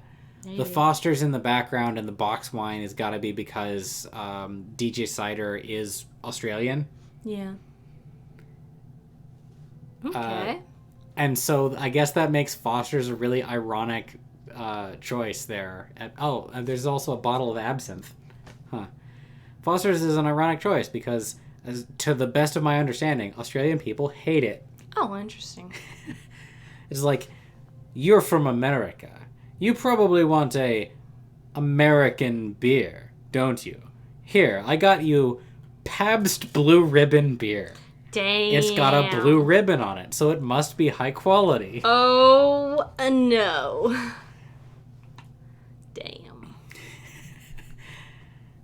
This is the place for anyone that searches in search of a stiff drink, brony tunes, and in-depth discussions of furry porn. So perfect for Dan Abadan. I didn't want to say that louder because I knew it was a bad to say. It's a meme that I don't think Dan would appreciate without the full understanding of furries and all that. I want to meet him sometime and try to explain that to him, but I don't know if he'll believe me. I just get caught on the fact, the idea of meeting him, just You want some cake? I mean, yeah, I guess so. Sachiko, meet Dr. Cider. Cider, this is Sachiko. Doctor? PhD still pending. I don't know what his voice sounds like, and I can't do an Australian accent. PhD still pending now. I used to be able to do an Australian accent. Yo. The real key to doing an Australian accent is doing a Scottish accent and a Southern accent at the same time. So you say that, but you're also like, oh, I can't do a Southern accent. I haven't done it in a really long time. That's what I'm saying. So I just tried it now. Do I have more guts than you? Only until you vom them all out. Ow. Okay. And it has been for years. He's the best bartender around, though. When you said you were going to see a friend, I was kind of assuming at their home. I wasn't expecting me taking some kind of pub crawl. What is a home, really? It's the place where you wake up in the morning with a little recollection of the previous day, days. And I, for one, like having some ale nearby in those instances. Before I can properly respond to the strangely inspirational musings of an alcoholic bartender, there's a gunshot outside. Hey, first of the day, and it's... He looks at his watch. 3:30. Somebody owes me $20. Shouldn't we check if they're all right?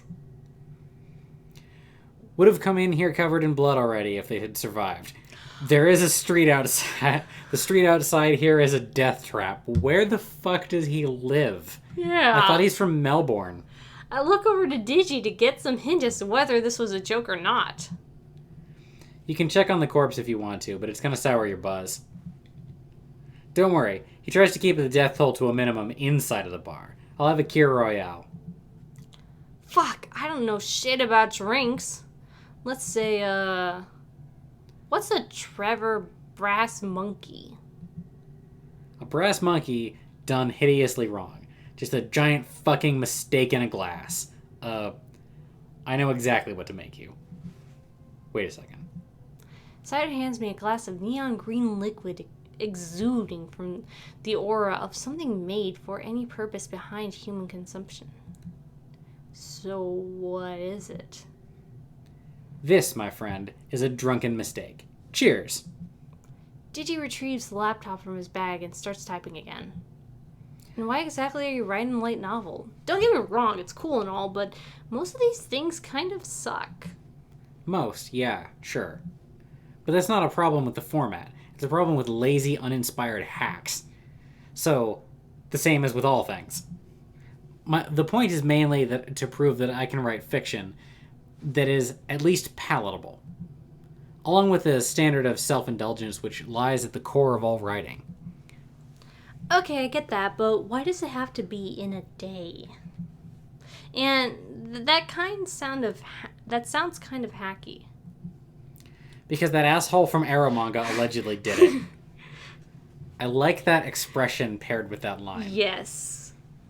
It's not like I won't edit it later or take longer for later volumes, but there has to be some semi-finished thing at the end of the day. I'm nearly to the final. I'm nearing the final stretch anyway. J'appreciate. Final stretch. Digi's stomach growls. I also feel some amount of hunger set in. Let's stay at the bar, I think. Well, whatever this slime stuff is, I'll take another round of it. You sure? It's called the drunken mistake for a reason, you know. Makes you feel as if like your brain's dissolving. Since when do you try to stop people from drinking? Isn't that your main source of entertainment? Oof. I'll take one as well. Can't argue with that, and neither do I want to. Coming right up. And so the evening proceeds with us drowning ourselves in green slurry and discussing the artistic merit of light novels until we suddenly don't. I love it.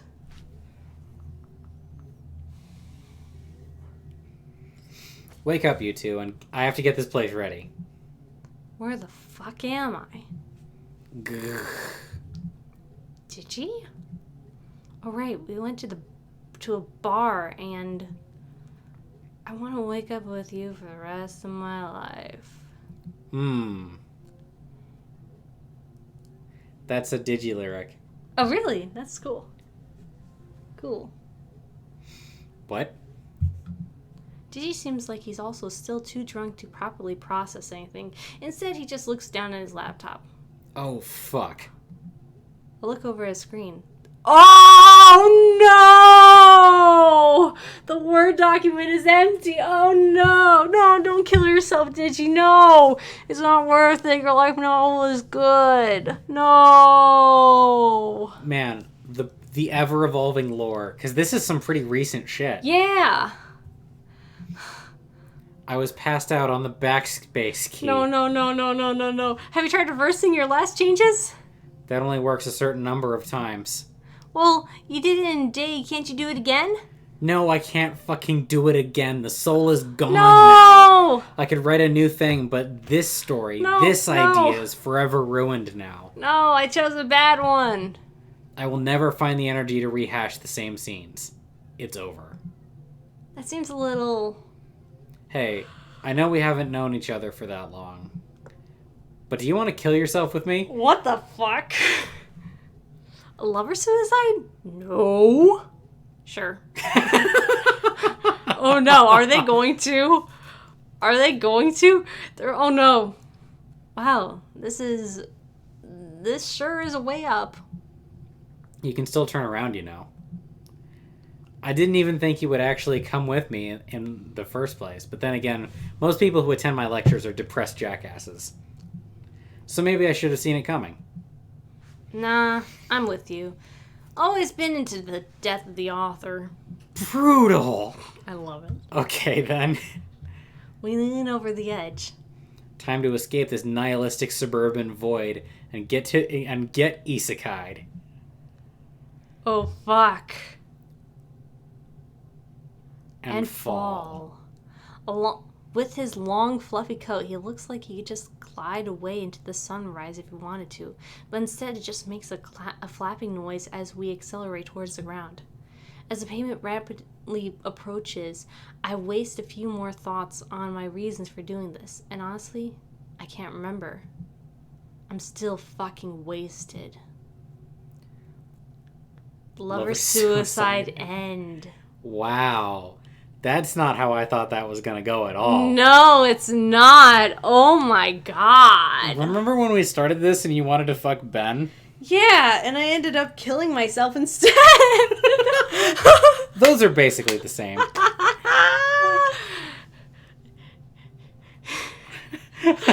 In a Soviet paradise, I guess so, yeah. What the fuck? Alright, this game is based as fuck, and I need to play it in every conceivable permutation. This is great. I need a walkthrough of how to do the other, paths, because I found out recently that I don't like playing visual novels unless I know how to, get to read other stories, because, constantly falling into the same, failure state of endings will just destroy me. Well, personally, I think it's your fault for having such a consistent personality. The fact that you are such a concrete person and not a giant ball of randomness that you make the same decisions when you're pressed in the same situation is a troublesome consistency. Okay, hold on. It's not that I make the same decisions. It's just I don't know which decisions to make at what time. Because, I make different decisions, but then I make the wrong decision. So it just gives me the same ending, because all endings leads to one place if you fuck them up and you don't do it perfectly. I've got a question for you. What? This is a question about your disparity of choices and the differences in decisions that you make. How many career paths have your Sims ever been? Quite a few, actually. Huh. Given that... I tend to lean more towards a certain way. I don't tend to do, the athletic career very much. But I do try to diversify, because, part of the fun of playing Sims for me is experiencing the different, aspects and mechanics of it. I'll purposely work towards certain kinds of Sims so then I can just experience different parts of the game and see how I feel about them. I feel like every time I look over at your screen, it's full of rich vampires, but that may be just the one house. I'm not even playing vampires right now. To be fair, it's very easy to get rich in The Sims 4, but I only just moved into a big-ass mansion, okay? I was just in a tiny house, so lay off. I was in a tiny house for multiple generations, mainly because it's beneficial to live in a tiny house for skill reasons. Other than the stream, I haven't actually looked at any Sims game that you've played okay. in like well, 6 even months. in the stream, in the stream, we just chose what would be a fun house to be in.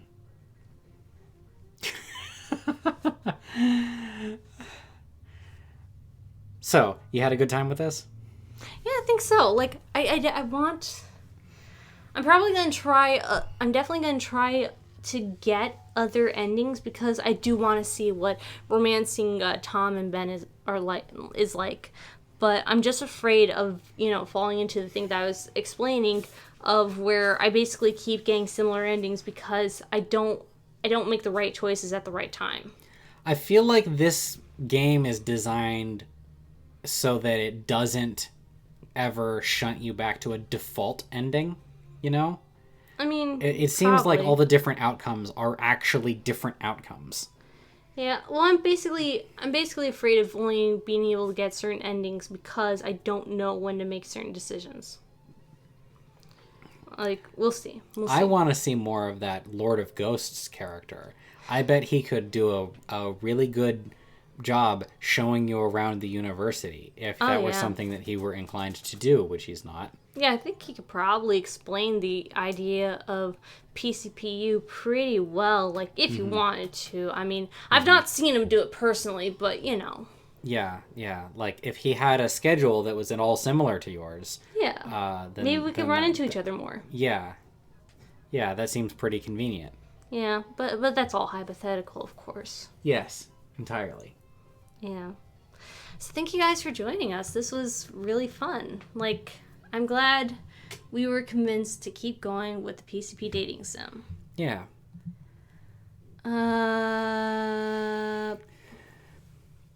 No, I don't want to update Brave.